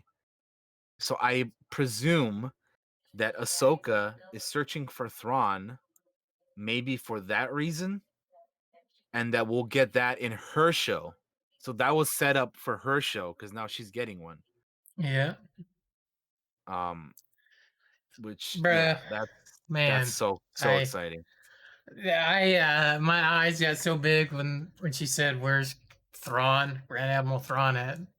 I was like, "Bruh, we're gonna get to see Thrawn probably in live action." Is what I was thinking. Like that's probably gonna get that at some Which point in the let's be future. real, we are going to in the future, just not now. Yeah, We didn't get to do it this season, but we will. I'm like almost sure that he'll appear in the Ahsoka series. I Like I'm gotta know almost what happened sure. to my boy Ezra, man. I gotta Yeah, know. because again, a lot of people thought Ezra was going to be a character that was going to show up in this show as well, but he obviously didn't. Um, so yeah, we got all that. What else am I trying to think of? What did you think of the going back a little bit? What did you think of the passenger episode, which was the one if you trying to recall, was It's the the horror movie episode. episode. It was yes, the horror, the monster movie of the season I've where been we had saying it for years. Give me Star Wars horror. I'm in. I love it. I wanted it. And we like, you know had what I mean? the good old escort or of the frog lady and her eggs. It was the first episode where people were like, "Fucking Grogu's a little shit, dude. He's over here eating this lady's eggs and shit." Uh, Mhm. which I thought it was both funny and fucked up at the same time. Yeah, You yeah, know? it was. It It was it was. was hilarious, but it was fucked up for sure. But yeah, I liked it. I like seeing those Empire Strikes Back concept art spiders from Ralph McQuarrie. You know, Also, uh, fucking the moon Trask. I immediately thought Trask Olgo. And whenever I Oh hear the name yeah, me Trask, too. Me too. whenever I hear Trask, I think Trask. I'll go, I'm the just like greatest I'm hero, the greatest unsung hero in Star Wars, man. I'll say it till the day I die. Trask Olgo has saved the galaxy. the Okay, and he gets hero, no respect. the hero of the old republic, Trask Damn Olga. right, Trask Olgo. Um, yeah, I was like, why did they name this Trask? Because all I can think of is yeah, it's Trask Olga. I'm like, why they do this? But it was pretty cool. We got on that place. We got to see um the Moncals and the Quarrens kind of coexist like they did in on Moncala or Hmm. Mon Calamari. Um, and then well, speaking of which, that episode, the one after that, is where we got to see Bo Katan and some of the Night Owls with Casca Hmm. Reeves, aka Sasha Banks. Hmm. So we got to see Casca Reeves, Bo Katan, and the other guy Axe Woves, which we didn't see him at in the last episode. I heard there's Um, a reason we don't, but I don't know if that's true. oh, I mean, I didn't hear anything about that. I don't know what it Yeah, is, there's but supposedly he supposedly tweeted out that there's a reason he's not there. That'll get mm, explained. okay, I don't know what that means. It could mean nothing. You know how it is, yeah, I don't know, but but I was just sitting here thinking, man, imagine you're Sasha Banks and you're like, we're gonna put you in Star Wars, and then you get to see yourself in Star Wars, bro. I would lose not my mind. not only that though, but she got to be one of the cooler looking characters in Mandalorian. Like, not only do you get to be in Star Wars, but you get to wear this cool ass fucking armor too, dude. I would love it, man. Also, you It get would to be go down and save the baby. You get to go yeah. down and save the baby. You get to go into kill the mama core and grab the baby. Yeah, He just straight up jumps in too, like a badass. She's such a badass. she So really is, fucking and she does badass. some cool shit in the finale episode too. But Yeah, Sasha, you're so cool. I'm so jealous she you're in was really Star cool. Wars. I liked what they did with her hair and everything. She was looking good. Um, and then yeah, Bo Katan, man, Katie Sackhoff. They brought in the voice actress to play the character in live action, which I think is the first time Star Wars has done that. I think. Hmm. So that was awesome. I love seeing her return. I was pretty hyped seeing Bo Katan. Um, yeah, that was really really cool.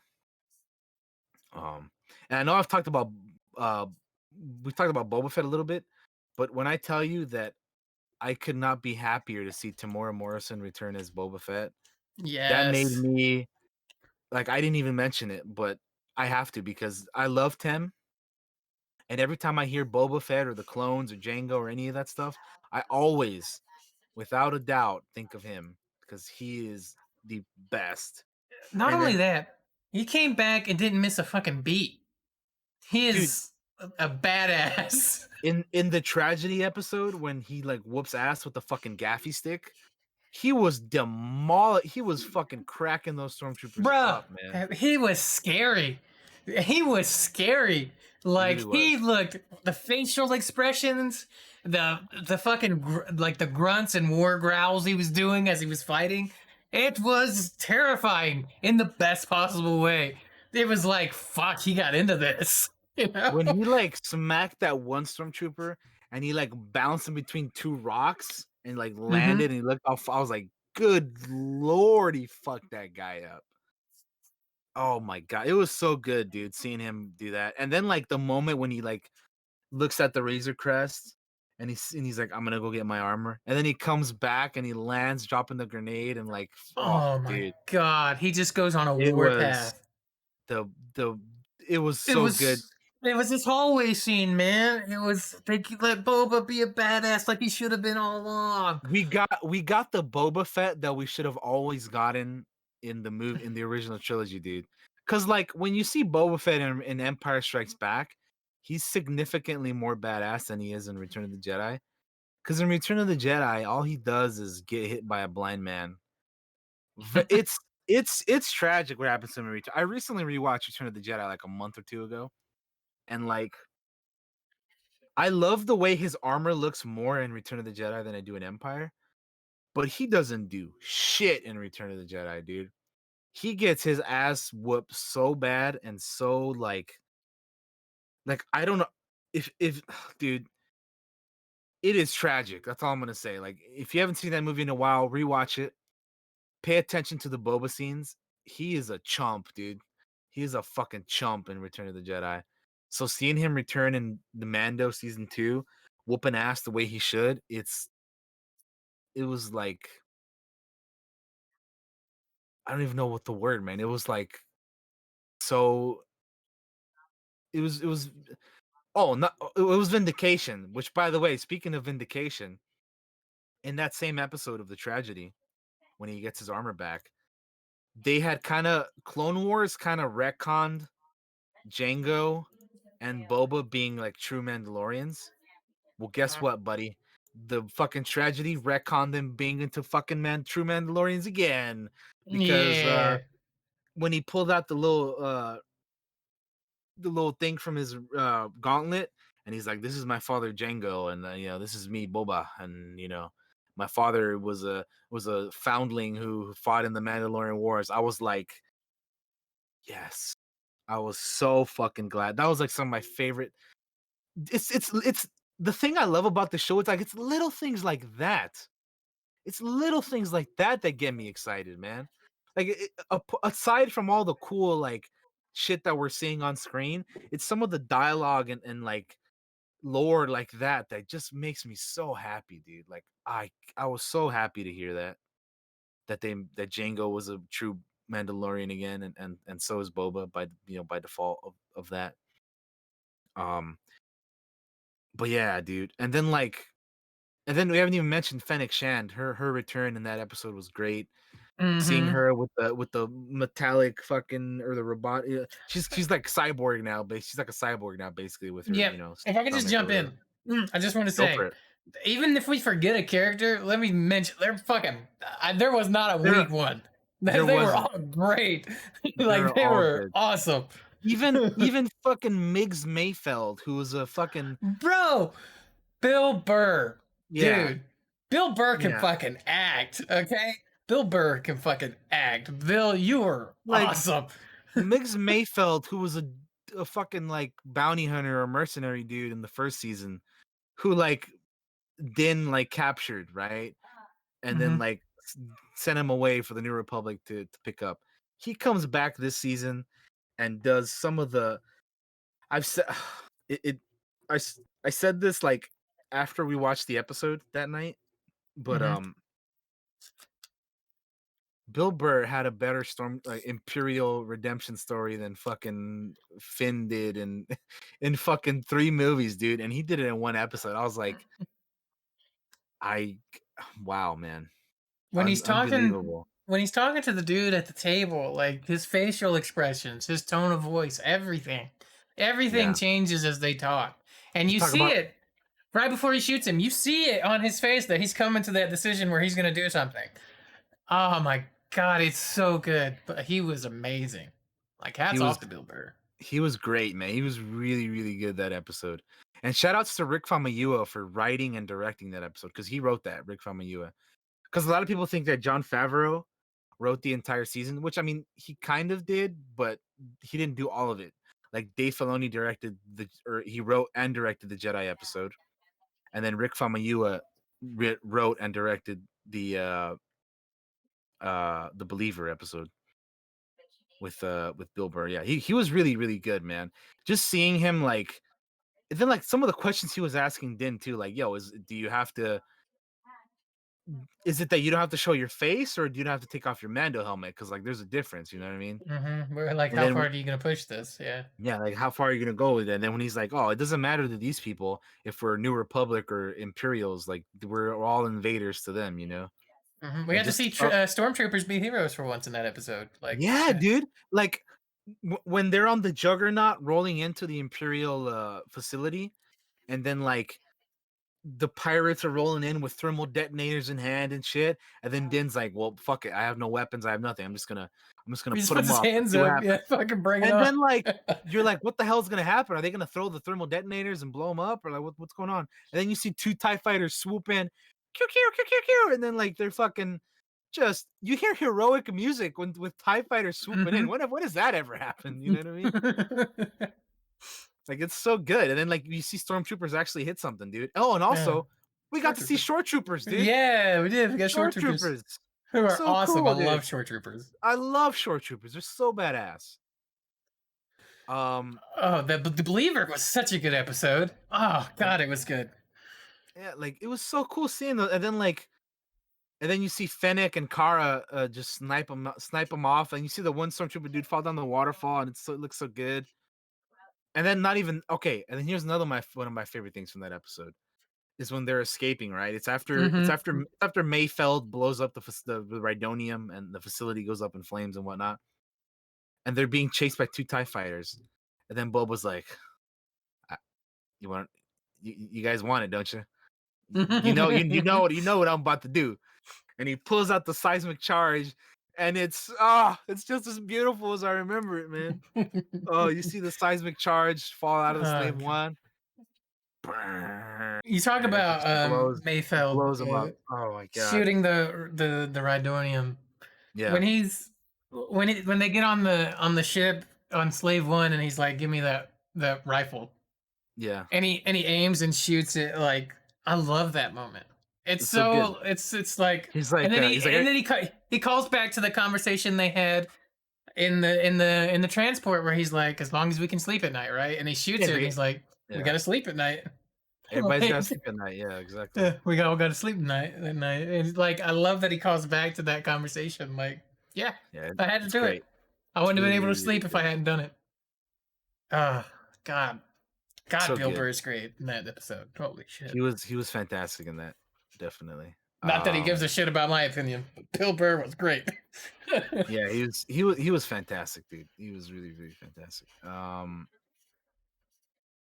Man, yeah, we mentioned it, but this season gave us so much, man. Uh, I man, where do we even go from here? Like, this is we've talked about a little bit about the passenger, about the Marshal. We talked about the Harris or the heiress. My bad. We've talked about every episode except for the siege, and I think that one's pretty important too. Yeah, The siege is the one where they go back. He goes back to Navarro. He's like, it's before he goes to see Ahsoka. the Carl Weathers directed episode. Yeah, Yes, the Carl Weathers directed episode. It's the one where he needs to repair his ship because it's been damaged after, um, after the Mon Calamari bro put ropes and shit all over his ship. He's like, this is this piece of shit job.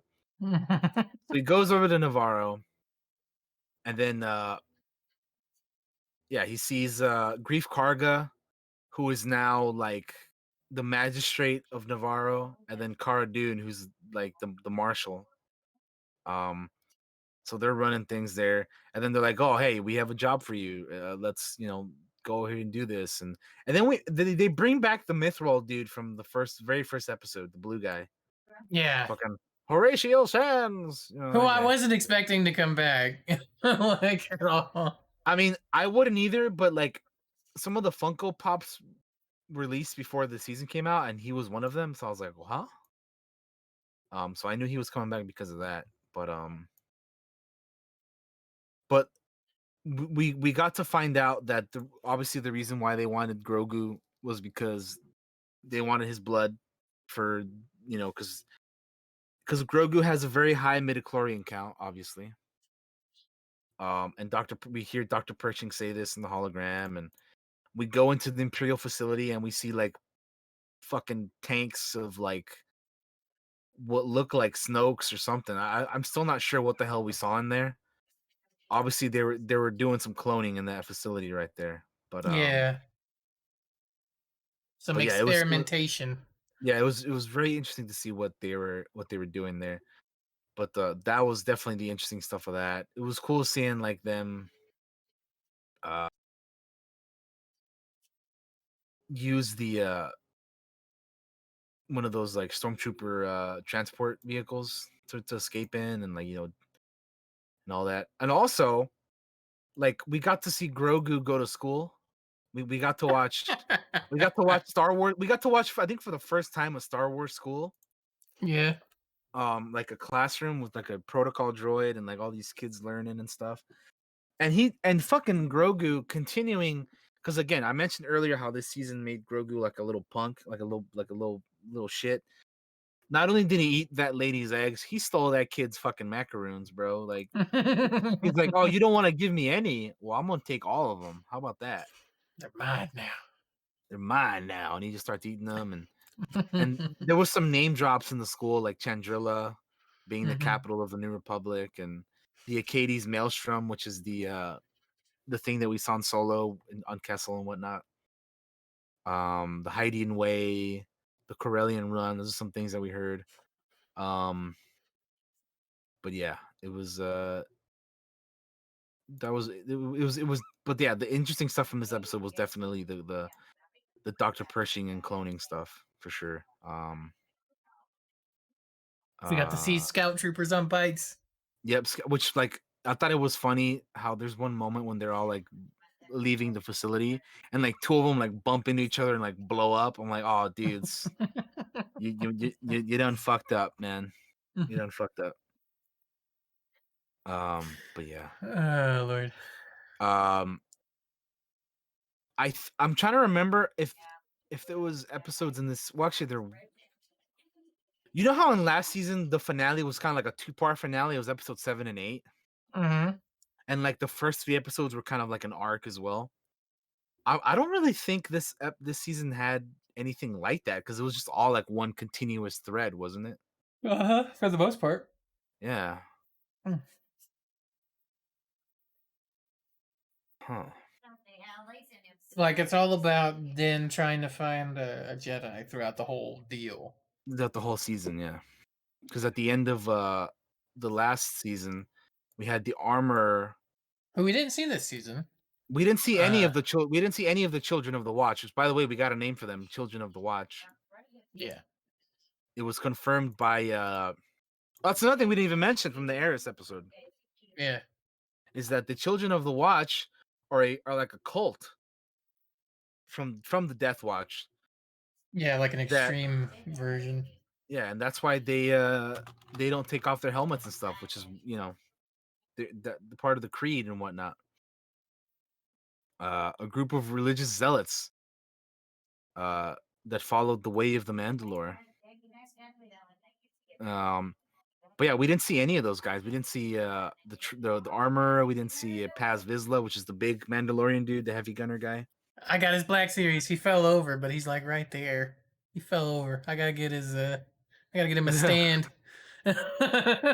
He's He taking a fell nap. over when he fell over. Look, man, He it's hard to get him to listen. stay up. He disappeared just like he did in this season. It's fine. He's really the Black Series for him is huge, so he's kind of heavy. Yeah, Come here, Pez. Look at him. Look how big this dude is. He's huge. the homie Paz Vizsla. There he is. Look at him. Got his gun. Got his Yeah, we did not backpack. see him this season at all, but he's great. Unfortunate. Hopefully, we get to see him in the future because we need more of him. And the Hmm. armor too. I was surprised we didn't see the armor at all. I wanted to see I more of am her for sure. too. Um, Um, but yeah, I'm just trying to think of all the like. There's just so much good stuff that we got this season. It's hard to like narrow it down, and like even when you're going episode by episode, there's things that you miss, and I you try to remember and whatnot. But I think we should talk about the. Let's just go ahead and talk about the finale, so we can just mention everything all nilly willy all and right, let's freely. talk about it. So the Uh, finale, chapter 16, the rescue. I will go ahead and say this right now. As much as I loved every single episode in this season, this is my favorite episode of the season, mhm, and same. it is for one particular character that we got. And again, I love this season. Every episode was like, oh man, I was like foaming at the mouth for each episode every week. But this one right here, man, I dude, I wasn't sure who we were gonna get at the end, but as soon as I saw that X-wing, I knew. That's all it took for Hmm. me was the X-wing. I knew who it was right from the X-wing. The the the moment it happened and we saw it, right? I don't- I was like hyperventilating. Like I was I was like, my heart is pounding. I can feel it in my chest. It is pounding. Why am I breathing so hard? Like, why is this affecting me so emotionally? And it's because like it took me back, man. Like Favreau, Filoni, everybody that worked on that show managed to take me back to being a young kid and watching Star Wars for like the Seriously, first time. a lot of And I a know lot that of us sounds so felt that weird to way. say, but it's A lot so no, true. a lot of us felt that way. I felt that way too, dude. I for the longest time, my one of my Star Wars heroes or whatever was Luke from Return of the Jedi with the all black hood, the robes, the black glove, the the green lightsaber. That was my dude. I remember dressing up as Halloween as a kid as that version of Luke. I have a picture of it somewhere. I need to look through my old albums and stuff. The emotions that I felt like if I was a more of an emotional person, I probably would have cried. Oh, I bro, I didn't. was. I I did. didn't. But if I was more of an emotional person, I would have cried, man. I'll straight up tell you, my eyes were watering. Like See, it. I was just in utter I was in utter awe, fascination, excitement, hype. I could not believe what we were seeing, dude. I was Mm-hmm. so excited, dude. It's because let me tell you, this is all I wanted to see from the sequels, man. This Luke right here. I hate Mm-hmm. to bring up the sequels, but this is what I wanted. This is what a lot of us wanted. That's what we wanted. It's to see this Luke. This is the Luke Skywalker we wanted to see, man. That is what oh man. So I've been dying to see this version of Luke for years. Because obviously we've had this Luke in the uh in the old legends books and stuff, right? Like fucking Heir of the Empire and all those books that take place after Return of the Jedi, the Truce of Bakura and all that stuff. The new Jedi Order and all that stuff. We got to see Prime Jedi Master Luke, right? But Mm-hmm. we've never seen it in live action, dude. So I've been waiting. I've been waiting, dude, to see this for so long. And the fact that we finally got it, I felt like a little kid again, man. It He was got a hallway scene. dude, he got Uh, his own hallway scene, dude. He got his own hallway scene.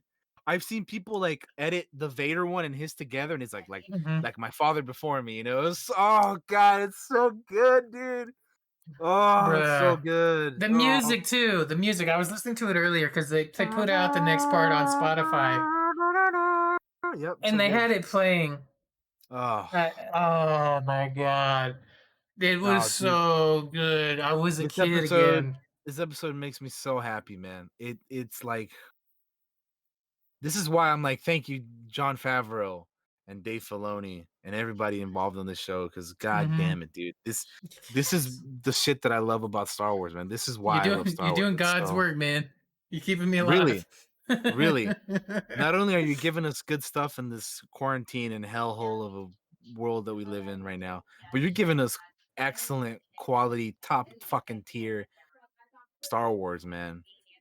And I was also God, thinking dude. like I was also thinking like he was coming anyway. He was gonna come even if the Mando wasn't there or anybody Yeah, else. He was gonna face yeah. down so many I was stormtroopers. I Or he was was gonna thinking that fight too. everybody. It didn't matter. He was gonna whoop their asses to He save the was kid. he was gonna get that kid regardless. Like, did you see how terrified Moff Gideon looked when he when he realized, dude? He That's looked Luke fucking terrified. Skywalker. Yeah, you don't Hero of fuck the with Luke, man. Republic. Jedi Master. I would be Rebel shitting my pants too. Yeah, exactly, dude. He was and even the Dark Troopers were like, "Oh shit." It was like Mhm. we were joking about it in voice. I was like, when you start hearing boss music and you don't know why, like in a video game or Mhm. whatever. It's like, why am I hearing boss music? It's like Luke Skywalker has arrived, and you see just a giant health bar, and it's like, oh shit, what the hell? Uh, Yeah, Gideon was shitting his pants. He tried to kill Bo-Katan and he tried to kill Grogu, and then he tried to kill himself. But then Carl was like, "No, bitch, you're not going out that way." oh my god! Um, I know it's a little moment, but when Din is fighting just the two stormtroopers with the spear, and he chokes that dude out and hanging him yeah. off the ground, I'm like, "Fuck, it's dark!" And he breaks his fucking neck. Since It's like, since we're on that topic right now, Din using the spear, when he was fighting Gideon and he did that one move to kick bro, it back to him, I was like, uh, that is so cool, dude. It was bro. like, That whole oh my fight god, was cool. That whole fight was dope. It's like Gideon fucking, and Din was and he's just mwah. swinging the dark saber like fucking baseball bat. Like fucking, I'm gonna fucking. She's trying to kill him and Yeah, everything. Like you could tell he was going for it, which was fucking awesome. yeah. Oh my god. It was amazing, dude. It was fucking amazing. Oh. That fight was great, man. It was so good to watch. Mm-hmm. Um. Oh, we didn't even talk about so the Dark Troopers. How fucking terrifying those guys were. Like Scary. when the door was opened and Din was like, no, no, no, no, no, and like one of them got through and they punched his ass to the wall. He was bashing his head into the fucking wall and shit. Bro. Man, like I honestly don't know what they would have done if Luke hadn't arrived. But I mean, it's like we just mentioned, like he was gonna be there he would have killed, he would have fucking fought Gideon, whooped his ass, he would have fought Mm-hmm. the stormtroopers, he would have got it done regardless, right? Mm-hmm. But like, man, it just makes you wonder, like, what the hell what would they have done if they didn't have Luke come in there and save the day? Also, But this episode was pretty dark as a couple of ways because Cara Dune just straight up shoots that dude in the face. Like straight up in the opening scene when they get the doctor, oh she yeah, just straight up shoots that dude in the face. And I didn't realize this, but looking back, she actually shoots off part of the doctor's ear. Did you realize? I didn't even realize this till afterwards. That I saw like somebody was like, "Why did he react so strongly?" And they had a frame of it, and his like part of his ear is missing. I didn't see that. Damn, Mm-hmm. I'd be a lot more pissed if I was him, man. But no, I didn't quite catch that. I was this whole episode is just like it's not 0 to 100 because it starts off at 100 and Mm, you just go further because it starts off with like the slave one chasing down a Lambda class shuttle and like obviously they hijack it and you know they take Dr. Pershing and the shuttle and whatnot.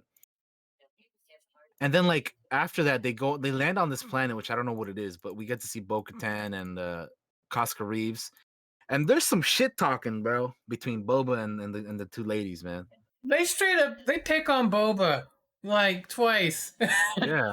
I'm like, it's dude, leave. like, why do you guys leave Boba alone? What the fuck?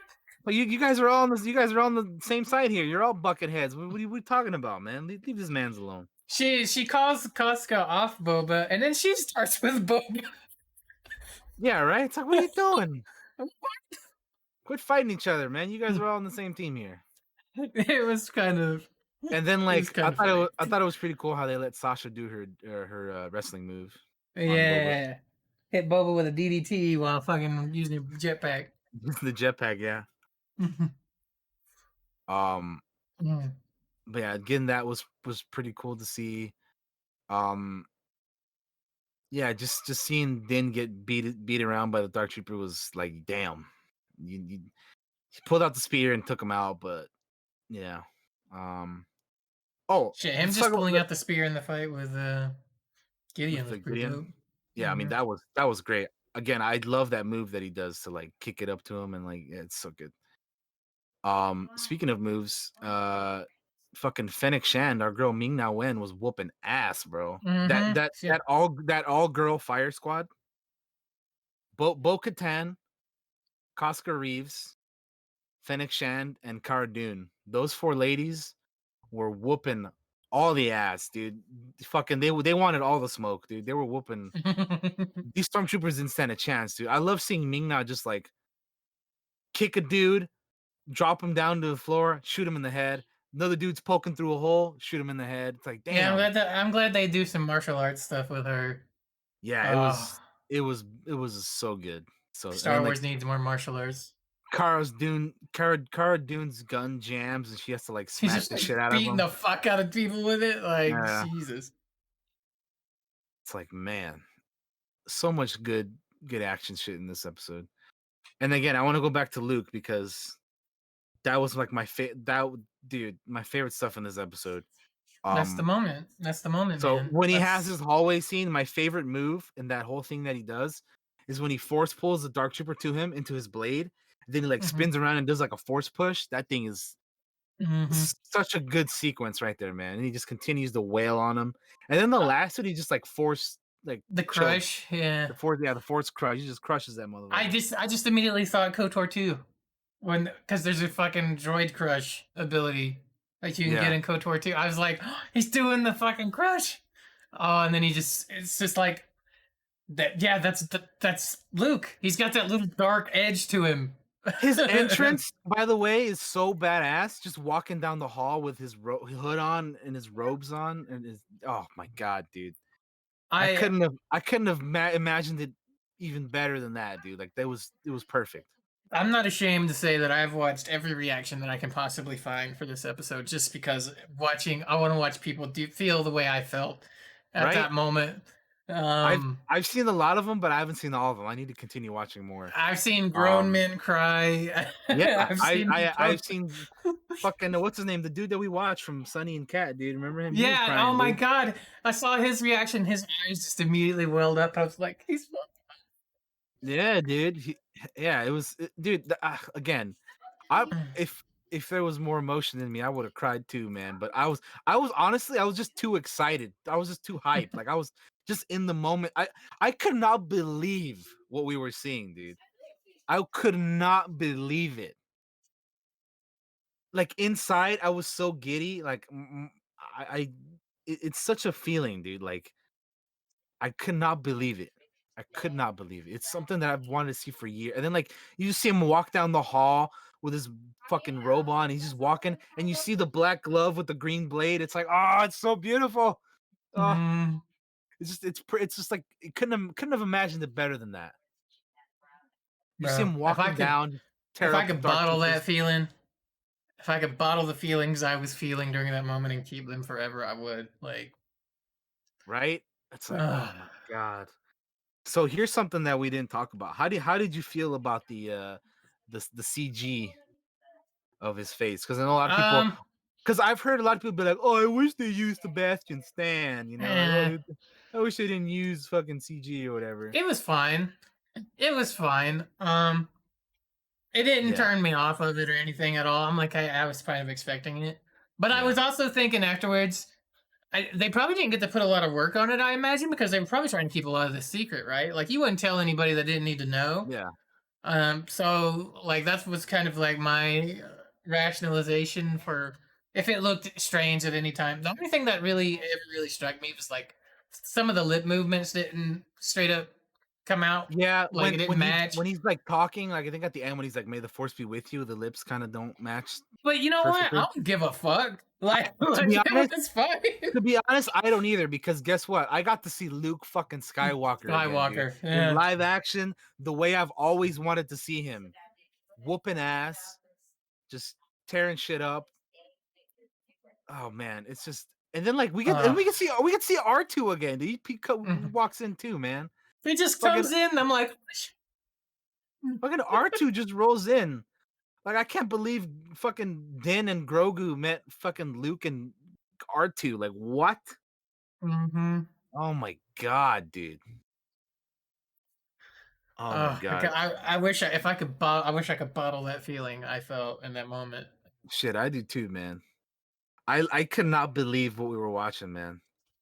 Just like when you're watching Luke tear shit up in the camera and you don't know what color lightsaber it is yet. I mean, like I already knew it was him. Like again, as soon as I saw those single X-wing fly in, I already knew, dude. Like there's no other Jedi who uses an X-wing like that. When Bo Katan is watching, Bo Katan, sorry, is Yeah, watching Bo-Katan. uh, the, uh, the vid and she says, a Jedi? Like, that was like, fuck yeah, Jedi, the Jedi lady. Like, Yeah, yeah. It's oh not my just a god. Jedi; it's the Jedi. All right. Yeah, uh, he is the badass at this point in time. Ain't nobody gonna fuck with Luke right now. All right. mhm. Yo, 5 years ago he took down Papa Palps and his daddy. All right. Nobody's fucking with Luke right now. But yeah, when she's like, incoming X-wing, identify yourself or whatever, and she doesn't say shit. I was like, dude, I found it funny when Kara was like, "Oh, one X-wing, we're saved" or whatever. It's like, Mhm. girl, you don't know who it is. That's why. You had If you no know, idea. if you know what we knew, you wouldn't be saying that. Oh, I just that episode makes me so happy, dude. I like just genuine joy and bliss watching one of my childhood heroes, Luke Skywalker, roll in there and do what I've always wanted to see him do. It It's just was peak like, Star Wars. It's peak Star Wars. It's what I wanted, and man, they gave it to me. It's what yeah. I wanted, and they gave it to me. It's what I wanted Like, to see for years. For mm-hmm, years, dude. mm-hmm, This it's and the they type gave of it to shit me. it's the type of shit I would do with my action figures, man. You know what I mean? Mm-hmm. I would have Return of the Jedi Luke fuck shit up like that too, you know what I mean? Like it just oh man, I'm so Oh, glad, we didn't dude. talk about Boba's new paint job. Oh my Oh yeah, god. we didn't, but yeah, Boba Oh, got a new paint job in the Believer episode at the very beginning. and I was just the only reason I brought Um that up is because you said action figures, and I'm like, I want that Black Series. Like, I want it for my shelves. the Boba. Uh, yeah, the Boba, like chubby Boba. Uh, Dude, I will say that Boba wearing the black robes and then the armor on top, that is such a clean, sick ass look, dude. mm-hmm. Like you don't have to tell me about black and green because that's my color scheme right there, right? Those are my colors. So I already knew he looked badass. But like just seeing it like together, it's like, man, that is just sick with it, man. I love it. Um, yeah, it was cool. I wonder why he didn't get a chance to paint the Slave One, but I imagine that takes more time than just painting armor. I don't know. Either way, I think it still looks good. I like the freshness of it. mm-hmm. Um, I think it looked cool all beat up too, but like, nah, man, seeing it all I clean wasn't like ex- that, I wasn't expecting a paint job. When he came down wearing it, I was like, "What the fuck?" I it's wasn't like expecting it. my man, look good there, bro, with that I was armor. like, I guess it makes sense, yeah. But I was Yeah, like, I wasn't expecting it. the reclaiming, dude, he's got it back, and he wants it to look good. Although it kind of makes me wonder why he had it, why he let it get that far. You know what I mean? Maybe he was inspired by how clean Mando looked in his armor. Probably. He's like, dude, this motherfucker got shiny ass Beskar. Let me see if I can pimp my shit out here Well, real quick. I need You to know what I'm reach over saying? here. Let me pimp this shit out. No, but yeah. Oh, Um, yeah, it was man. I'm just that moment of just seeing going back to Luke, just seeing that happen. I just again, I wish I could bottle it up and like bust it out whenever I'm not feeling great. But man, mhm. what a time, dude. What a time. Like I was before the episode aired, I was trying to figure out like who's gonna be the Jedi. Because obviously, very obviously, if you're watching the tragedy episode where Grogu is very clearly communicating to somebody on that rock. You know, he's got his little hands like this and he's got his eyes closed and Grogu's communicating and chilling, right? He's communicating with somebody. I didn't know who it was. I was like, who the hell could it be? I was trying to think of like Jedi who it could have been. I was like, what if it's like some random Jedi master from like Phantom Menace or something, you know? Like, what if it's like somebody Mhm. nobody expects, you know? Because everybody's thoughts and like opinions were either A, Ezra, B, Cal Kestis from uh, Jedi Fallen Order, which I don't know why. I honestly don't know why people thought it was gonna be him. I mean, he's probably. I mean, who knows if he's still even alive at this point? We haven't gotten Fallen Order 2 yet, so who hold on to your horses there. Um and then Ezra, I figured that Ezra wasn't gonna show up in here because Same. they're saving that story for something else. They're not gonna bring that into this. That's something that either deserves to be in the Rebel sequel series, or what I'm thinking now more likely that we were talking about earlier is that they'll put that into the Ahsoka show with her searching for Thrawn. So that's what I think that's going to be in that or the Rebel sequel series. But anyway, um, so I'm trying to think of like who else what other Jedi could it be? I know other people were like, oh, let it be Mace Windu, dude. Mace Windu is dead. I'm He's sorry to dead. tell you, Let it he's dead. fucking go. He's gone. He's dead. Okay, listen, I'm a huge fan of Mace Windu. I like Mace Windu. But if you think it's him, you mean to tell me that throughout the entirety of the original trilogy, Mace Windu wasn't doing anything to stop Palpatine and Vader and the Empire? You mean to tell me he Mace Windu does not strike me as the kind of guy to not do anything. Mace Windu would have fucking he would have dude, he would have fucked shit up, man, if he was still alive after that. And also I think it's important for Mace Windu to stay dead because Mhm. that's the moment he's the guy that basically makes Anakin go over the edge to become Vader Yeah. because he killed Mace, right? Mhm. So if you bring him back alive, that kind of takes that away from him, in my opinion. So as much as I love Mace and I think he's cool and everything, to me it doesn't make sense to have brought him back. So I never thought it was him. Cal Kestis, I don't know why people thought it was him either, but I mean I suppose he could have been an option, but I didn't really see it. Well, I definitely saw it more than Maester Ezra. Oh, for Because sure. Yeah, for I was sure. immediately like, Ezra's, they're gonna do his own thing. They wouldn't just have Yeah, him yeah. show up. They're not gonna they're not gonna bring in Ezra for this. They're gonna do Nah. that for something else. And fucking Mace is dead. I'm sorry. I've believed Yeah, that for a long time. Mace is And not. he is. So I wasn't really sure who they were gonna bring, but I'll be honest. Now that we've seen the episode and that we know it's Luke, it makes so much sense for it to be Luke. If it had been anybody else, I don't think I would have had the reaction I did. You know, like, No, no, not at all, like, man. I mean, it still would have been cool to have seen another Jedi just wreck shop, mhm. but then yeah, it definitely would not have been the same impact for that at all. Um, just oh man, So what was all I in even gonna all, say? we like the Mandalorian a lot.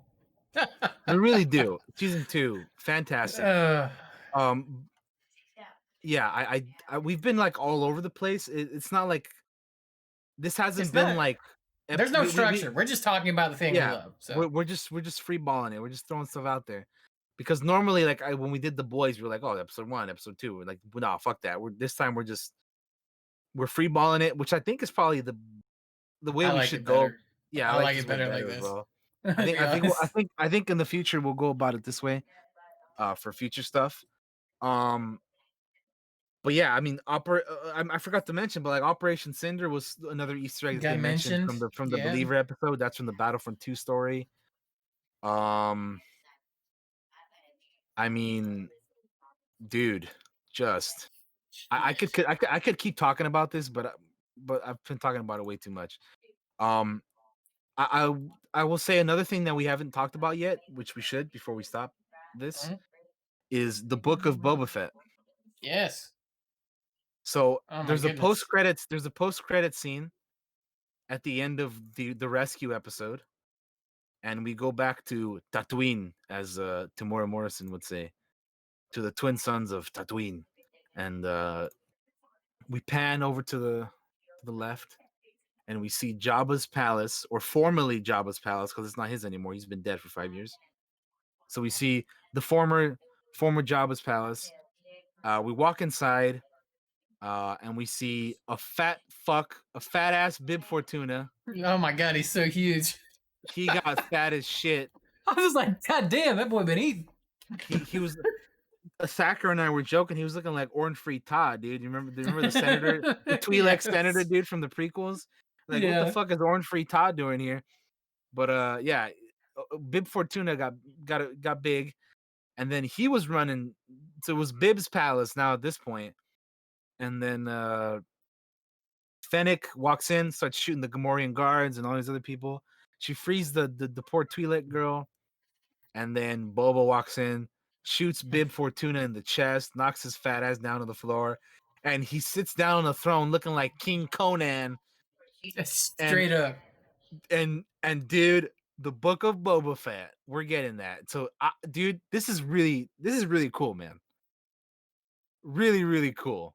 Because like Boba Fett, I'm very curious what Boba Fett is gonna do now that he is in charge of his own, like, I Cart- assume he's gonna have his own criminal, like, or Cartel. He's gonna cartel have a or cartel. organization or Yeah, whatever he's now, gonna have a right? Yeah. cartel. Oh man, I don't know. I'm excited. I can't wait till next year. Yeah, dude, I can't wait, man. It's so much good stuff coming, man. Um, but that was a really cool tease. Just the fact that it's called the Book of Boba Fett, and each episode of the Mandalorian so far has been called chapters. So chapters, book, make the connection there. A lot of people have been wondering if the Book of Boba Fett is going to be a spin-off show or if it's going to be season 3 of the Mandalorian, because they're like, oh, the Mandalorian doesn't have to be about Din Djarin because it's called the Mandalorian, so we could focus on Boba Fett now or whatever. Which I'll be honest, I kind of hope that it's just another spin-off show because I do want to see Din Djarin's story continue. Yeah, Um, which I think I mean we are getting a season 3, so like you know I'm not worried about it. So the only thing that makes me wonder is that like the Book of Boba Fett is supposed to be coming in December 2021, and I think Mandalorian season 3 is also going to be around the same time. So we're gonna have both of those shows going on around the same time. That'll be very interesting. And then yeah, we didn't even mention he has the dark saber now. that's right. Din Djarin has the dark saber, and Bo-Katan was not very happy with that, No, especially with Moff Gideon teasing her and talking shit with his smug ass face. bro, he was so slimy, and he's like, "Yeah, you can't do that. You can't just give it he's to like her. It's got to he's be like one. he's like, why It's don't you the kill him now and story. take it or whatever. It's the story." Yeah, I just Uh, I knew Mando I, was gonna end up with a dark saber. that it's so cool, dude. It's so cool seeing him walk in the room with he's holding Grogu in one arm and he's like pushing Gideon forward and he's holding the dark saber with the other hand. It's so I'm dope like, looking. holy shit, he's got it on. He's using it. He looks so badass, dude. Um so yeah, I mean I so overall, I mean I love season 2, man. It was fantastic. Mm-hmm. Any other closing thoughts here for Bro, season 2? I want more. I hope the other shows that'll be coming along are just as good. I hope. That's what I So want. yeah, so we were talking about earlier that Ahsoka and the Rangers of the New Republic are connected to this, to the Mandalorian, and they're all going to conclude in like an event story or whatever. So I'm very curious what the hell that's gonna be about. If I had to guess, I'm gonna go ahead and say it's Thrawn. That's my guess. Could be also some First Order stuff going on. We'll find out. Um, very curious about Bo-Katan and Din Djarin with the dark saber. What's going on with that? But to close out this episode, let's talk about maybe some things that we're hopeful for in season 3 that maybe we want to see. I'll go ahead and start off first if you want some time to think about it. I want to see, now that Din has completed his task of uh dropping off Grogu with the Jedi, which obviously now we know is Luke. Which, by the way, I hope that Grogu leaves Luke's temple before the sequel trilogy, Yeah.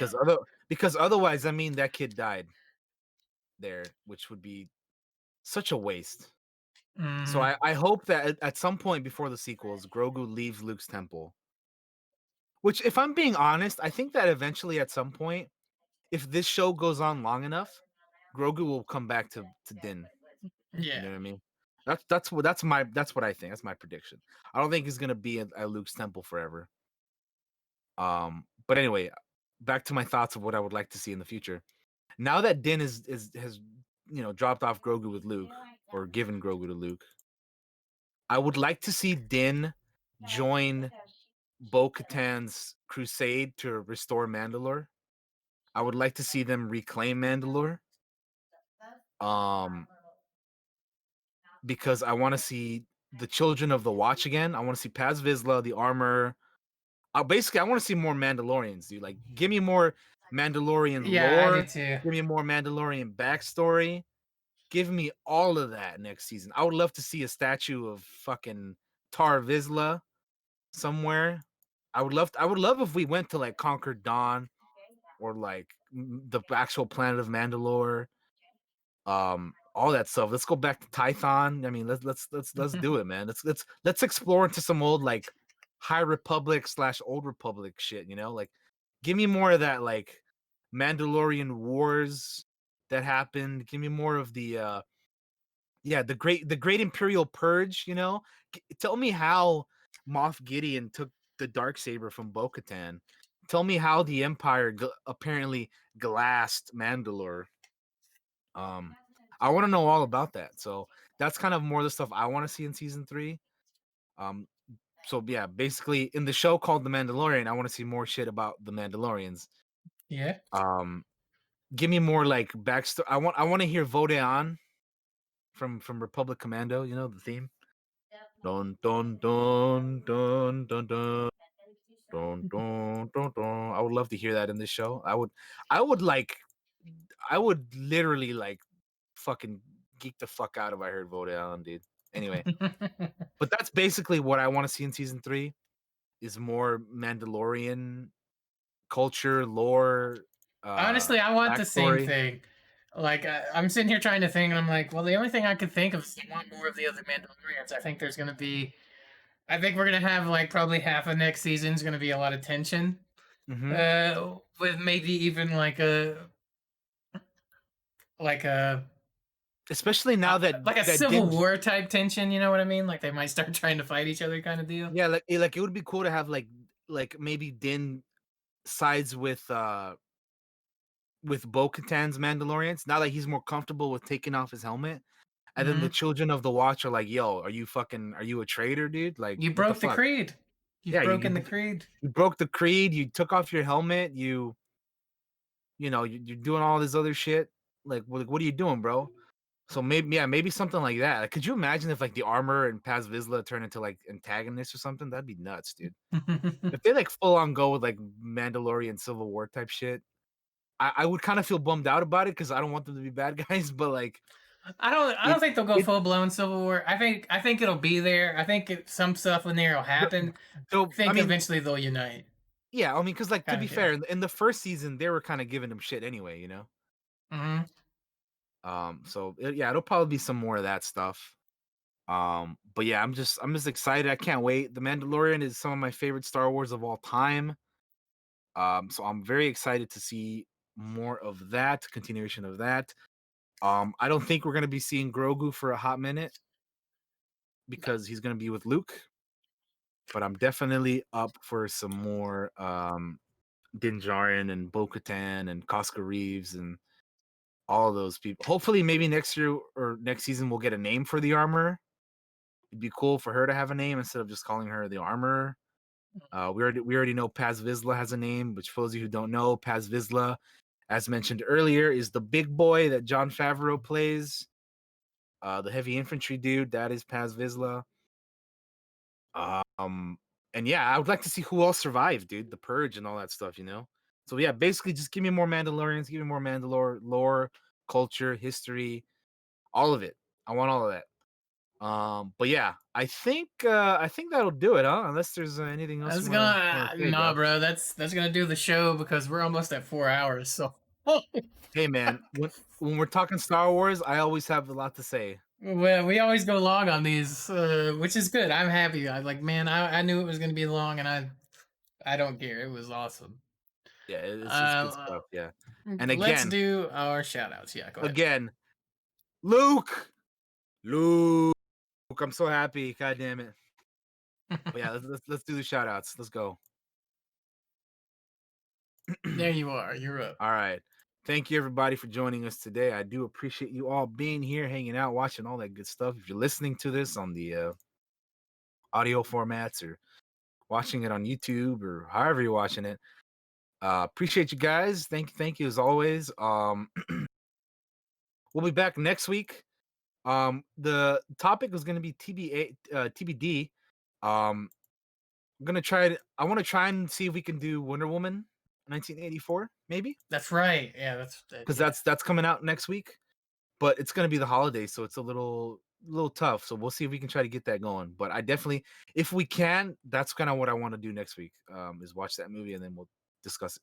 But yeah, I mean, next time we get over here, our next episode will be after Christmas. So Merry Christmas, Happy Holidays to you all. Hope you all have a good one. Um, in terms of me, I am streaming Cyberpunk 2077. So if you're interested in that, my playthrough will be up on YouTube here in the next several days, and I am streaming it live on Twitch as well. So keep an eye out for that. But yeah, I'm happy. I'm happy for the Mandalorian and all this. I'm so glad, so excited for all this. Um, and yeah, just again, happy holidays, everybody. Hope you all have a good one. Stay safe out there. Stay healthy. And yeah, just have a good holidays, guys. See you later. Bye bye. Hi, y'all. Thanks for all the continued support for the Clockwork Cantina, even though we missed last week. Um, I don't think there's gonna be D&D tomorrow. You know, we're gonna be down a man, and I was trying to decide if I wanted to do it or not. I think ultimately we're not going to. So I need to make that announcement for everybody that's over there. Uh, which is fine because it's the holidays and things happen. It's the way. It's the way it is. That's the way Um, it is. yeah. Um, maybe we'll try to organize some one shots. I still owe a Mandalorian one shot to some folks, and man, I would love to do that. Um, Yeah, right. I also have some other stuff I'd like to kind of get into. I was talking to, I was messaging Baba the other day talking about D&D stuff, and I was like, uh, some stuff over there, and trying to think like, because in just a few months we'll be at our 3-year anniversary, Daniel. In just a few months, Oh I think man. it's in May. May will be our 3-year anniversary, so not too long away. Like not too far. Um, coming up for me, I got nothing. I don't know if I'm gonna stream anything or not. It's having moved. My consistency is just booty, just real booty at the moment, and I like to just be honest about that. It's been kind of booty. My moods have been kind of booty, so I want to thank my friends for just supporting me when I need, support, when I need help, when I need people to talk to. They're there. So appreciate all my friends for that. Um, hang in there, guys. It's almost over with. We're almost through 2020, and we're gonna head into 2021 here soon, and then hopefully things will start to look up. Um, have a very nice Christmas. Have a very Merry Christmas and a very good holidays for all the other holidays that everybody's celebrating right now. Um, and just be safe and take care of yourself and take care of each other. And we will see you all next week, hopefully. Until then, bye bye, guys.